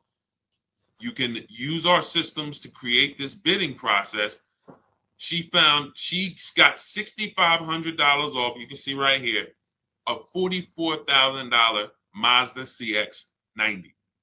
$6,500 off. Now she got multiple offers. So who has this car? Some of you may have this car. And you're like, Deshaun, I didn't get $6,500 off though. This is why we got to change the way we're shopping. So she got $6,500 off. That's on this car. Now, somebody like Sean, he gets $20,000 off on an F-150 Lightning. Somebody like Milligan, she gets $27,000 off with the rebates and discounts on her Mercedes EQE. As you said, you saw Teddy, who I showed a little while ago. He said that his best deal, from his best deal to his worst deal, was $856 a month, all the way up to like $1129. So you have no idea how much the dealer who's going to win your business is going to take off. because you don't know what rebates are on the vehicle. You don't know what incentives they've given them. You don't know anything. Who cares? You come in and asking for the invoice price. If any of these people had paid invoice price that I just showed you, they'd be thousands of dollars poorer. If Tiffany, instead of $6,500 off, she just took the invoice price, she would have just paid like $4,000 more. If instead of $20,000 off, Sean would have took the invoice price, he's going to pay $17,000 more for his truck. So here's what I know about negotiators. This is why I say, you negotiators, you don't really get good deals. I know you. I used to be a negotiator for a living. Here's why I tell you, you guys don't get good deals. You think you do. You don't know where the bottom is. And you go into a dealership and you are trying to feel for the bottom, not realizing that if you're dealing with what we call an 80% dealer, which is no matter how much they discount, they're never going below a certain amount, then you can't get them down. Once they say that's my best deal, that's my best deal, you take the deal, not realizing that a dealer that's 45 minutes away would have beat that deal by $5,000, $3,000. This is how it works. This is how it works. You cannot go in looking to feel for the bottom on a car. You don't know, you don't have access to any of the information to know what dealers truly own the car for and how much incentives and rebates they have. So what do? You get bids. It's very simple. You just get bids. See, what you want is you want a magic pill. You want, okay, every single car that's a Range Rover Sport, you should save $6,200 from that. Go get it. Oh, that's a Mazda CX-90. You should save $7,100 from that. That's a BMW X5. You should save $10,000 off that. That's what and that would prevent you from having to do the work. That's not what happens. That's not a reality. It's not a possibility. Even if, like I just got an Infiniti. We got an Infiniti truck. We leased it a couple weeks ago. $499 a month, $1,200 out of pocket, $54,000 vehicle, beautiful vehicle, QX60 Lux. They took off $8,000. They took off $8,000. I didn't go into the dealership to get that $8,000 off. I stayed right here, spoke to multiple Infiniti dealers. They all competed. Some of them took off $3,000. Some of them took off $5,000. Some of them took off $6,000. One of them took off $8,000. I sat right here while people were competing. See, they've got you begging for deals. Unfortunately, you're spending 5 figures, 50,000, 70,000, some of you, 100,000, some of you, and you're begging for people to give you a deal and buy. And that's not. You start shopping the way we want you to shop. Embrace what I'm trying to tell you. Use my 7 steps. You'll be empowered and you can shop from home. You'll have people competing for you. You'll start feeling like you're the prize, which is what you should when you're spending this much money.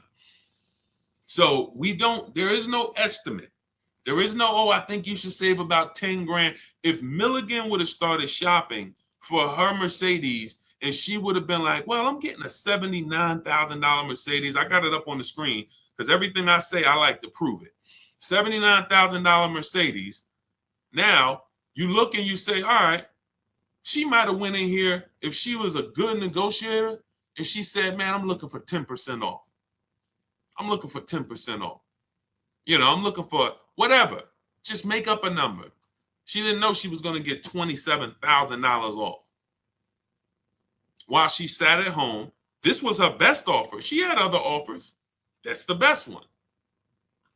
This is how you find the bottom for every car. New car and leases, not used cars, new cars and leases.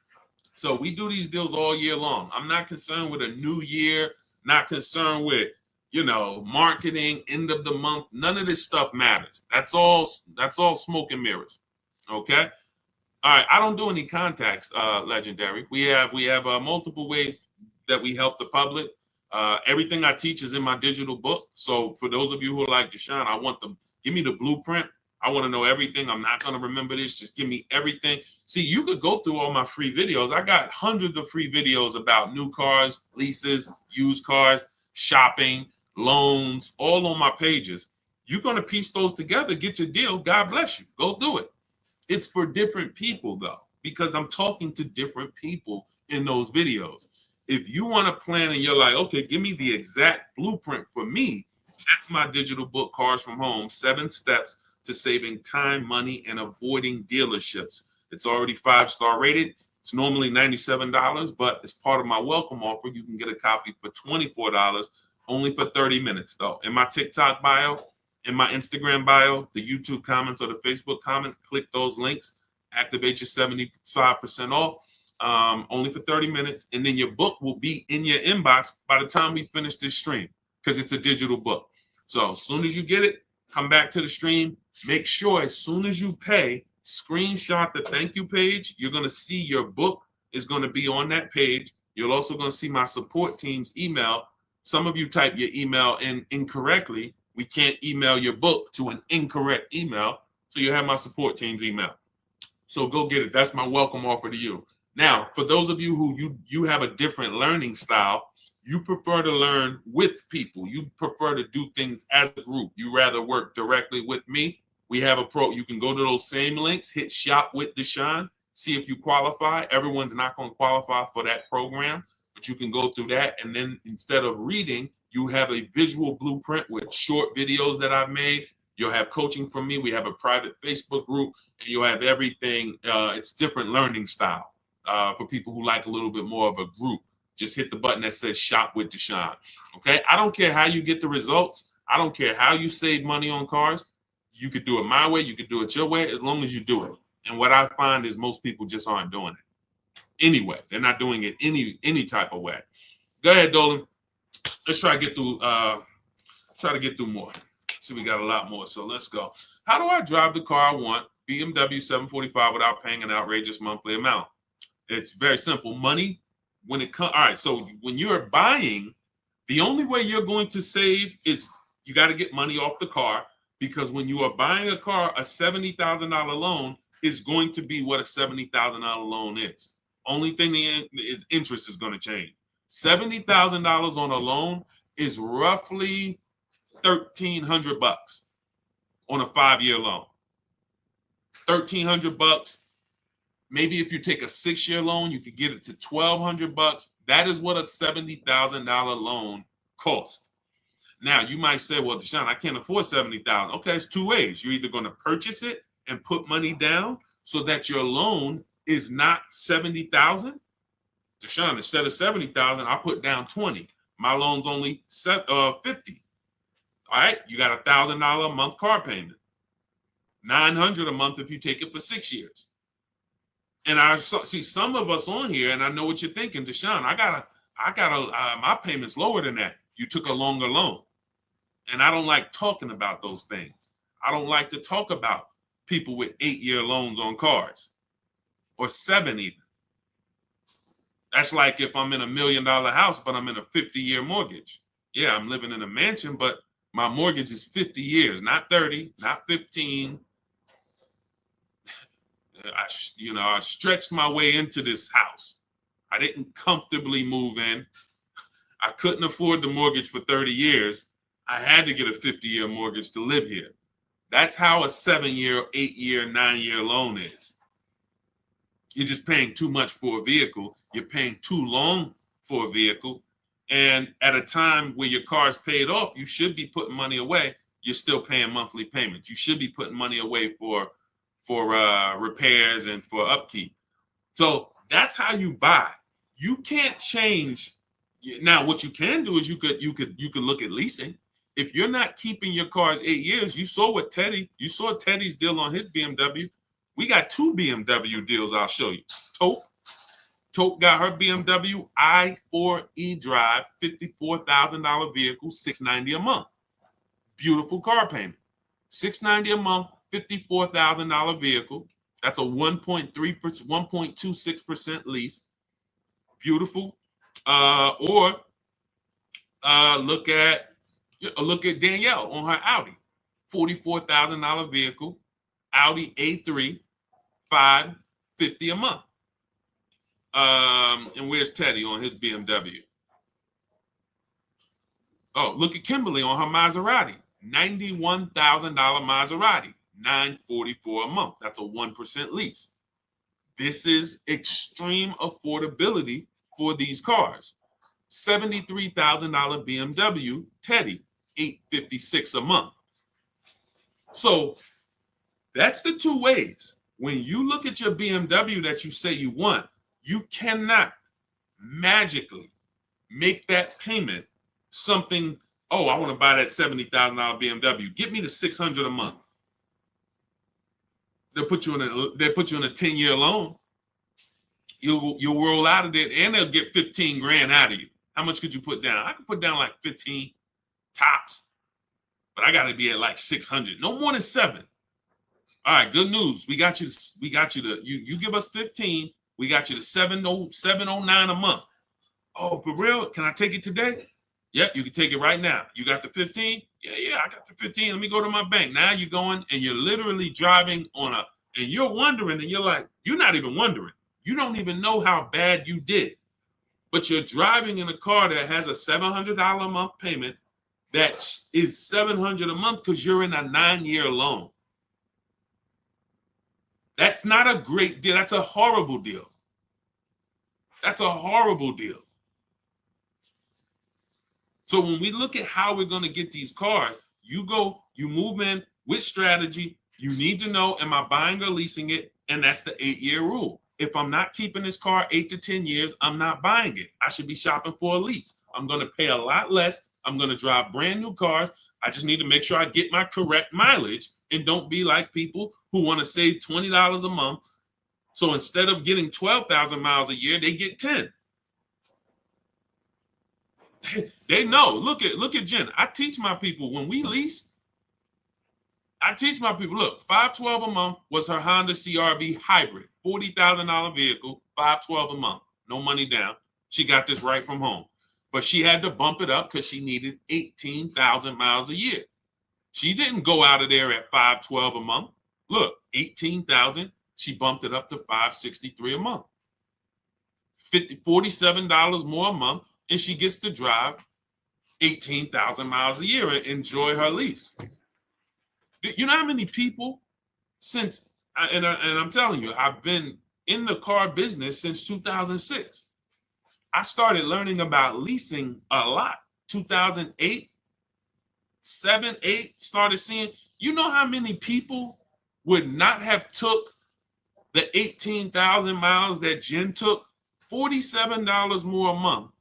Jen gets to drive 18,000 miles a year instead of 12. They would have here's what they do. When y'all hear these people talk about leasing, it's a bunch of stuff they don't know what they're doing. And then look, I'm here to correct it. If they jump on these streams, ask their questions, we can answer them.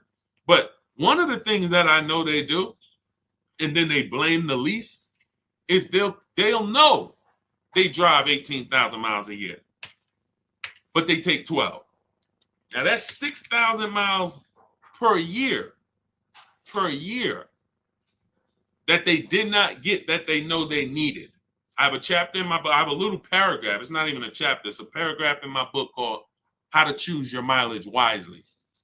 Because this is very important to having a great lease experience, choosing your mileage wisely. So 6,000 miles per year. We only do 3-year leases. We do not do 4 years. So that's 18,000 miles that they didn't get. They're going to be penalized for that at 25 cents per mile.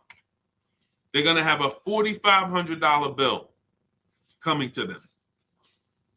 And they'll probably call the dealership and say, hey, I went over my mileage. Can you get me out of it? And the dealer, who has nothing to do with the car, it's the bank's car, will roll that penalty right into the next lease. And then they end up paying. They never get great deals. These people are never, if you're this person, I'm talking you need to change this because you're never going to get great deals. It's just not going to happen. You cannot roll penalties into your next lease and think, oh, I got a great deal, when you didn't have to roll those penalties in. You didn't.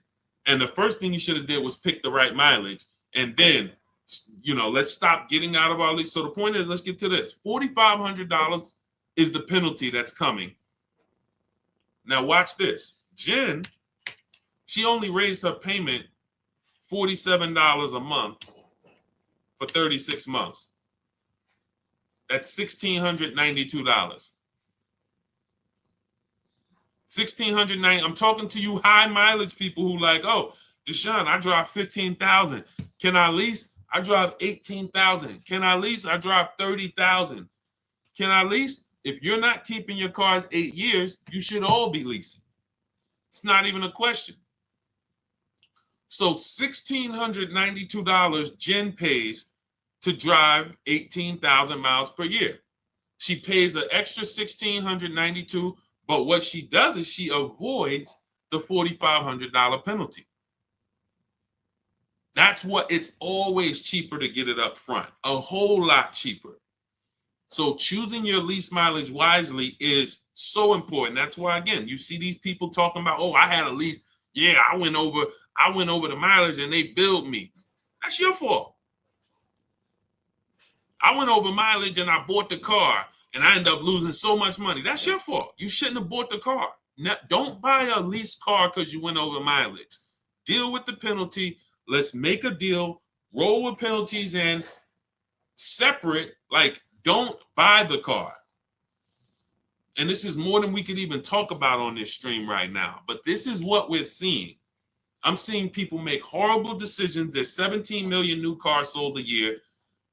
That number, and there's 40 million used cars sold. Half of those people buying used cars should be leasing, and they don't even know it. They don't even know it.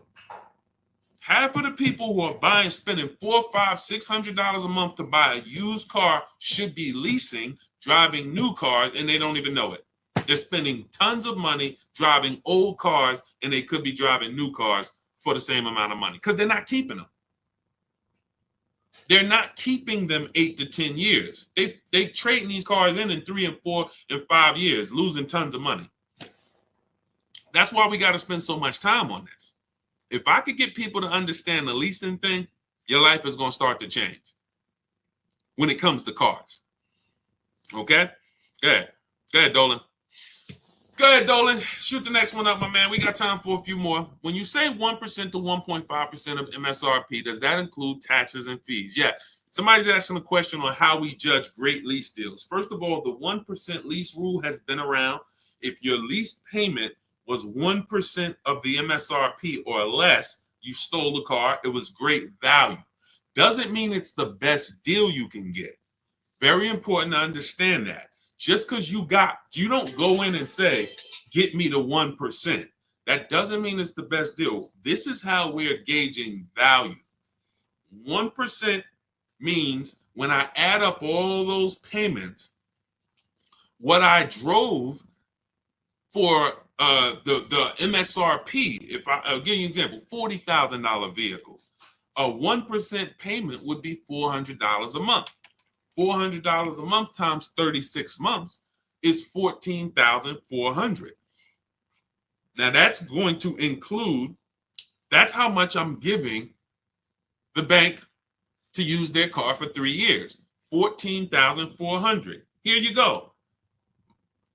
Once that's done, I got to compare and say, well, if I had bought that $40,000 car plus taxes and fees, I'd have probably been around $44,000. But yet, over a 3-year period, I only paid $14,000. That's great value. Now, when we go into the 1.5%, now we start adding up all the payments and seeing when there's no longer value there. There's no longer value in leasing this vehicle at over 1.5%.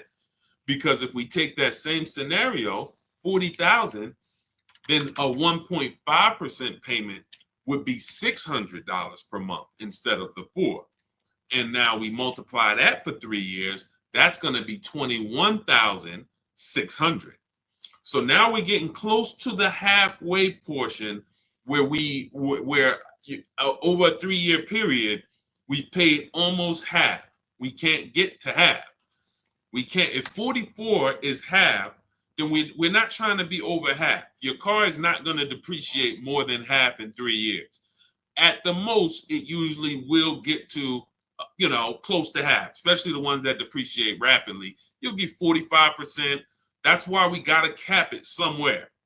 That's why that 1.5% is listen, people didn't know they were getting bad lease deals.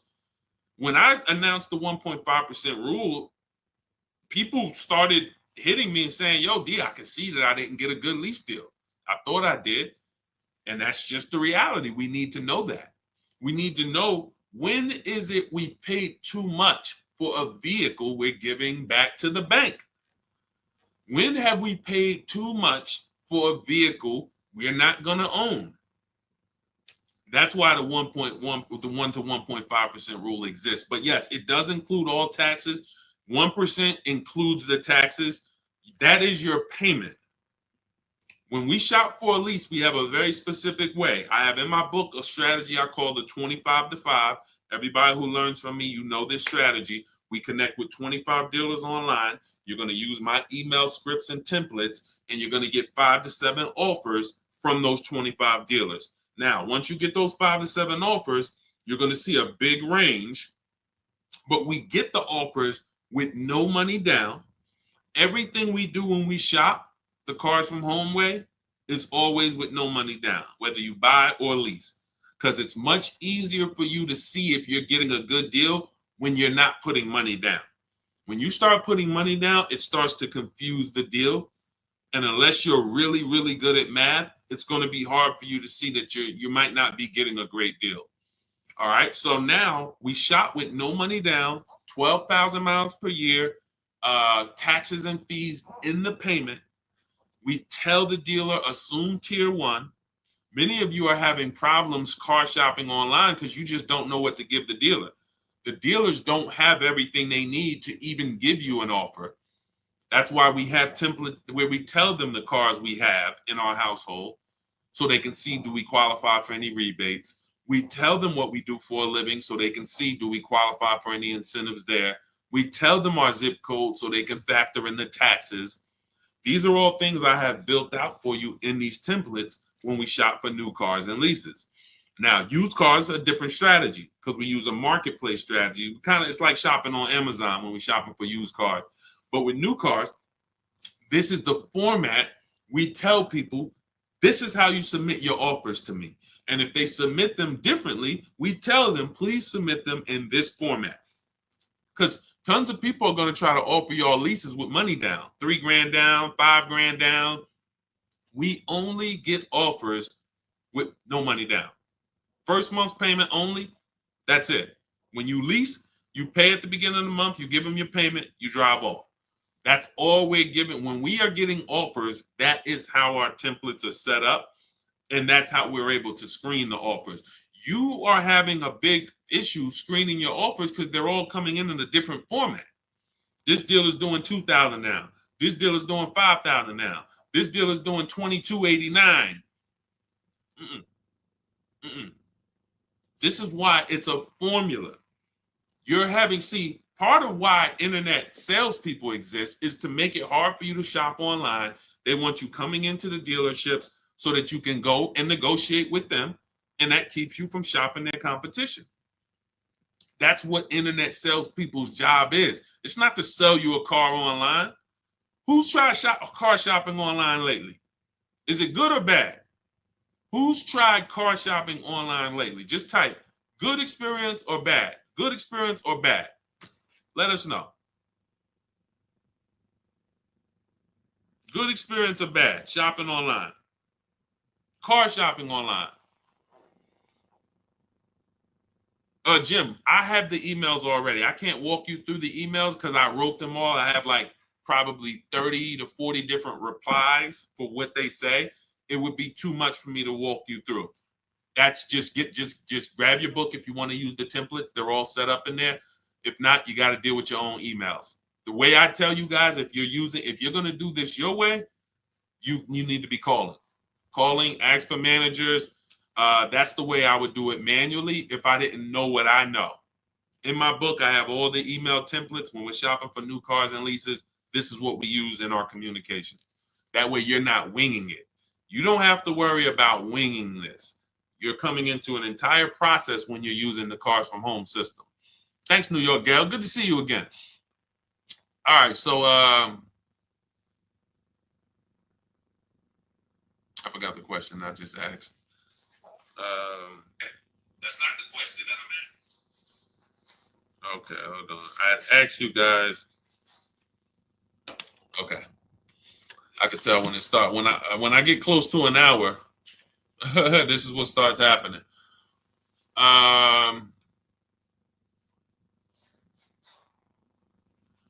Hold on one second, Dolan. I'm trying to remember what I was just. What's the point we were just making? Okay, it's fine.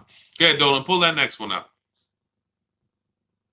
What is the average percentage off an MSRP on a Mazda 5 Series? We had a similar question to this. I mean, you can watch the replay. I don't want to answer it again because we spent probably 5 minutes on this.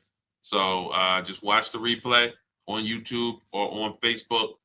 Rewind to maybe about the halfway point. You're gonna see somebody was asking how much discount they should get off of BMW. Similar question, similar answer. I have a lease now. How do I go about buying the car? Well, why do you want to do that? You've already leased the car for 3 years in most cases. Now you're going to turn around and buy it out. Are you keeping it another 8 years? You're going from driving a brand new car to buying a used car. What's the reason for that? What's the reason? That's all it is. People think this buying your lease out, it's all it is buying a used car. So what's the reason that we're going from, and the reason I'm asking this is because the reasons I see are usually bad reasons. Going from a brand new lease to buying a used car, people are usually doing it because they haven't made time to shop. They don't know how to shop.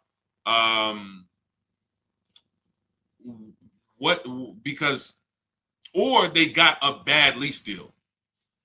So now let's just say you got for a car, let's pull up a car.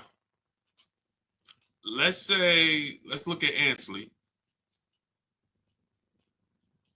Let's look at Raphael. So Raphael, she got a $46,000 Jeep Grand Cherokee. She's paying $549 a month. No money down. Now, let's just say, for example, instead of her getting this $549 a month, she used our program. She uses our, this is the Cars from, everything I show is Cars from Home people.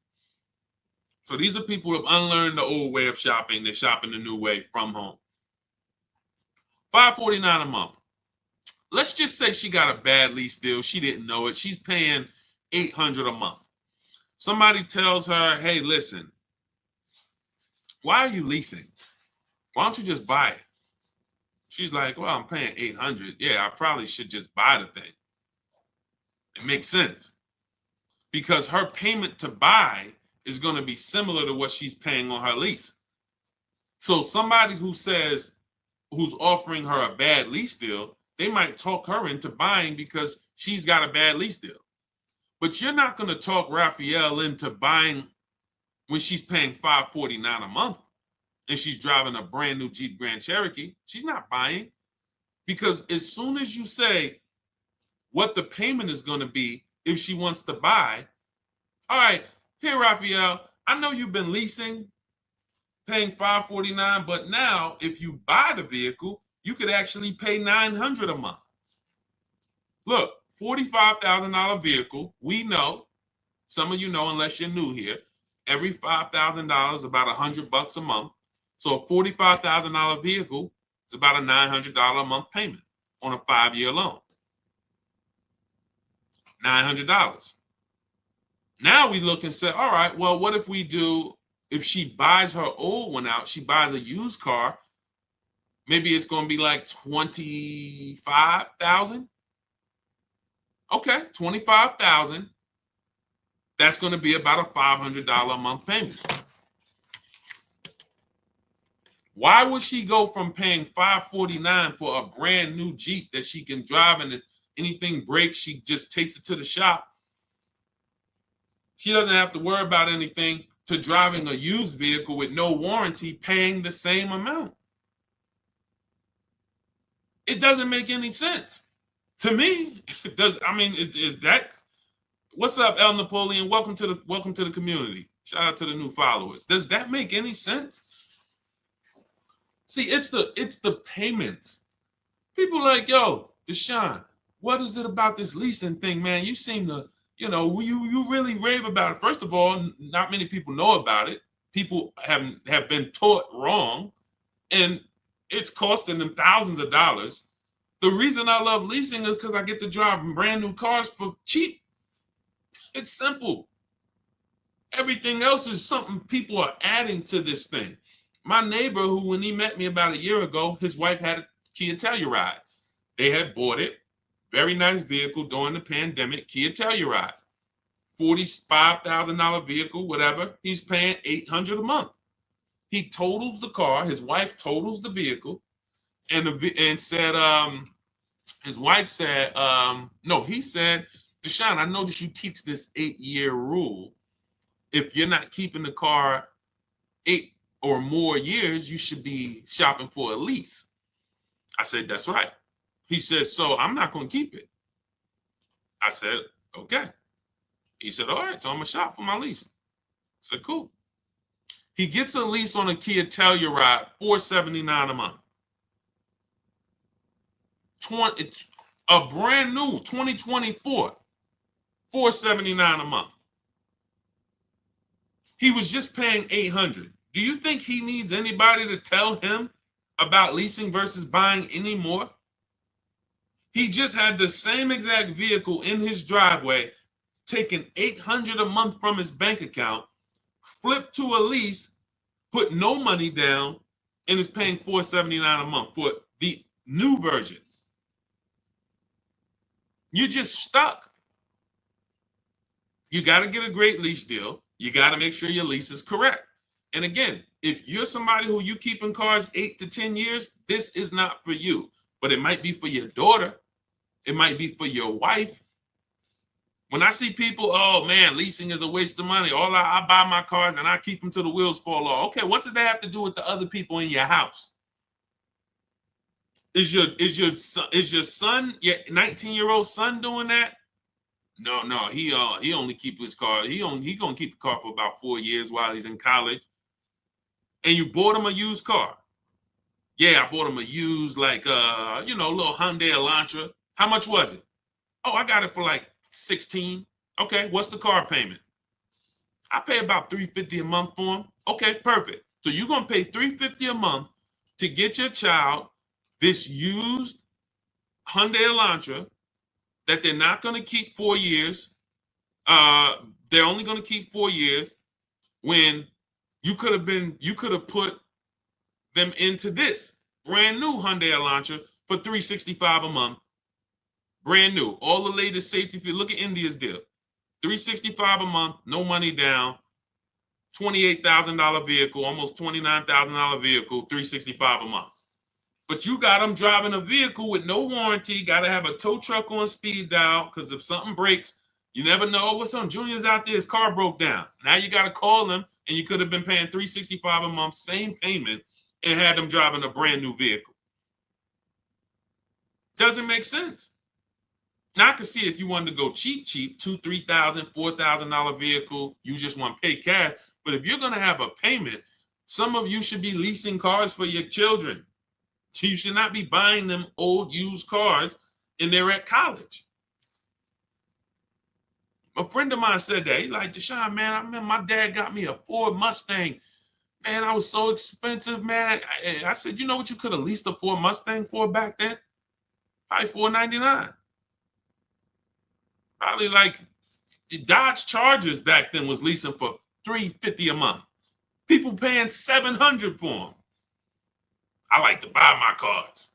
So you're gonna pay $700 for that? Yeah, man, but I like to buy it, man. But I'm paying $350. Yeah, but you leasing yours. You realize we could drive the same place? Like, If we wanted to go on vacation to Florida, just drive down there, we can both go. You realize that, right? Yeah, but you leasing yours. You got to get that back in 3 years. This is going to be mine once I finish the loan. And how long is the loan? 6 years. Okay. This is what I've been up against. And if this is you, just understand that's why I'm here. And this is why I laugh about it, because I'm like, sometimes people are not listening to financial, to just, this is not up for opinion. If I could drive a brand new car for less money, a lot less money, why would I be buying? Do you have to put money down the lease? Margaret, look at all of these lease deals. Margaret just asked, do you have to put money down the lease? It's a great question. All the lease deals, when you do it our way, the Cars from Home way, we are submitting our offers. We're submitting our emails to dealers, and we're telling them, submit offers to us with no money down. We must get at least 5 offers, or we're not going to get these prices. You must get at least 5. You're not going to walk into one dealer, 2 dealers, and get these prices. We get them from home. That's why our system is called Cars from Home. Now look at Danielle. Audi, $550 a month, first payment down. That's all she gave him. $550, drove off. Look at Greg. Look, $56,000 vehicle, $527 a month. Look, he said, I think somebody messed up on the paperwork. No other dealer came close. Multiple offers. $600 a month for Bonita. This was back during the pandemic when people were paying $800 a month for Kia Telluride leases. She got hers for $600. That was back in December 2022. I remember people paying $10,000 over sticker for Kia Tellurides. It was crazy. No money down. This is Taupe, $690 a month on her BMW. No money down. This is Charles on his Palisade lease, $49,000 vehicle, $597 a month.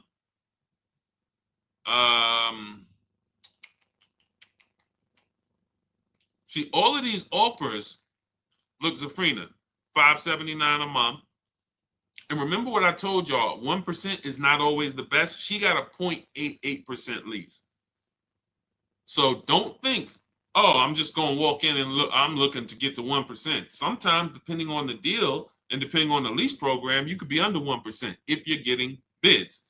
But yeah, everything we do, Margaret, is with no money down. Everything we do.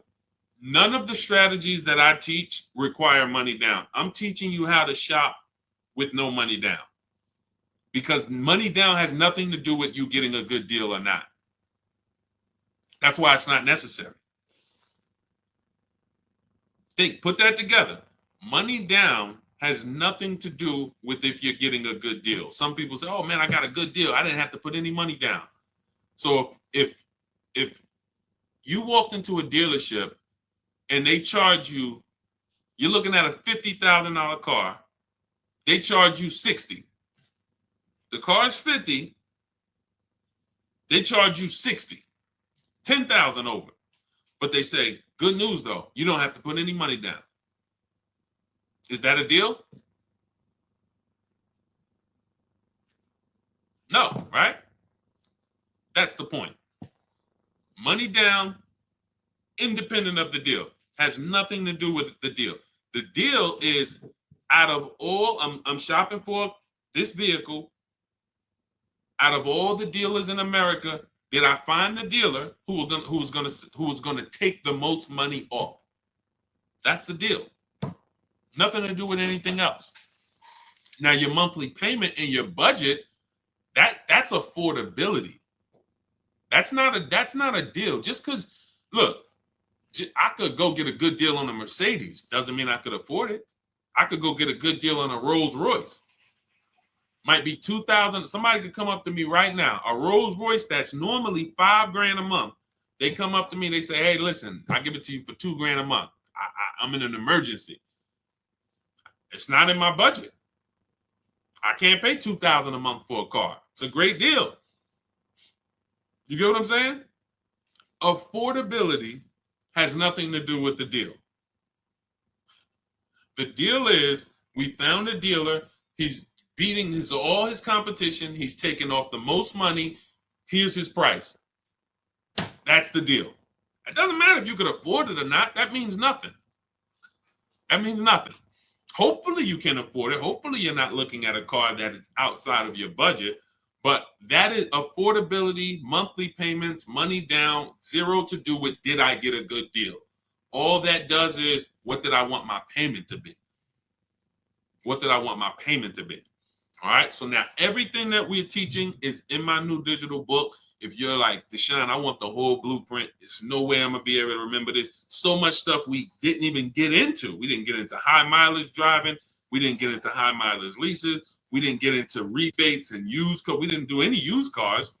Talking about how we shop for used cars and how to narrow it down. There are deals everywhere. And there's been deals everywhere. But one thing I can say, for the people who don't know what they're doing, there are no deals. For those, if you're like, man, I feel like there's no deals out here. I feel like everything is overpriced. For you, it is, because you don't have any strategy. You're winging it. And the second most expensive purchase of your life, you're just freestyling it. And you're going to do this multiple times. It's different with a house. Some people only buy one house in their whole life, maybe 3. You're getting cars for you, your family, your household. You're doing this several times throughout your life, and you're freestyling it. That's why you're not going to save the big money. That's why you're not going to have the peace of mind, the buyer's remorse. But if you come out of that, unlearn all of that, the way that they programmed you to car shop, start to stay at home, learn how to make dealers bid, how to make banks bid. That's another thing we didn't go into today. We didn't go into loans or making banks bid for our loan. This is all in my book. So if you guys are like, man, you know what? I want the whole blueprint. Give me the step-by-step. That's Cars from Home. 7 steps to saving time, money, and avoiding dealerships. It's a digital book, so it'll be in your inbox in literally 5 minutes, normally $97. But as part of my welcome offer, you can get your copy for $24, which is 75% off, but it's only for 30 minutes. So you got 30 minutes. Go to my TikTok bio, Instagram bio, the YouTube comments or the Facebook comments. Click those links. That's going to activate your 75% off. And you'll have everything I teach. Leasing, below market purchases, new cars, used cars, bad credit strategies, negative equity. Some of you are dealing with negative equity. It's all in there step by step. So once you pay, make sure you screenshot and save the thank you page.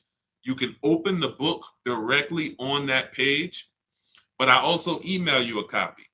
But sometimes you type your email wrong. I can't email a copy to a wrong email. So you'll have my support team's email. If that book isn't in your inbox in 5-10 minutes, Monday through Friday, reach out to my support team so they can make sure that you get your book.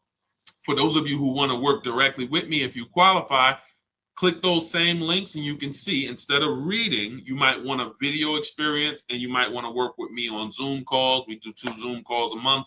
And then we have a private Facebook group with over 1,500 people in it that have come before you. If that's more of your learning style, then you can hit the button that says Shop with Deshaun, and you can see if you qualify for us to shop together.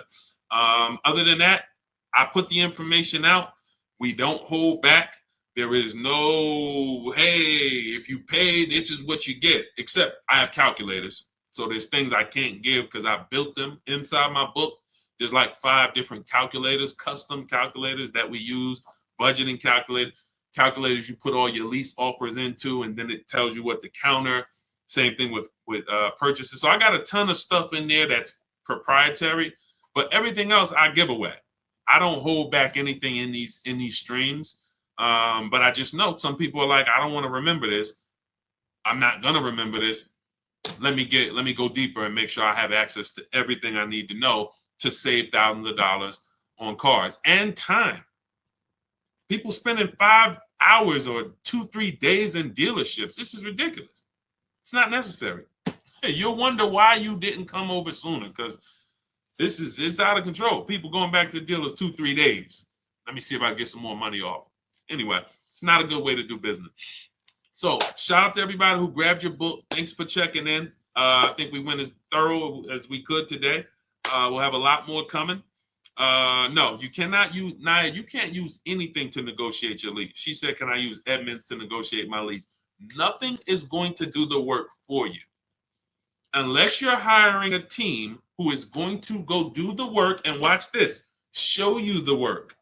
See, the difference with these brokers or people who you hire to say, "Oh, you just do it for me," is they're not actually presenting the offers to you transparently.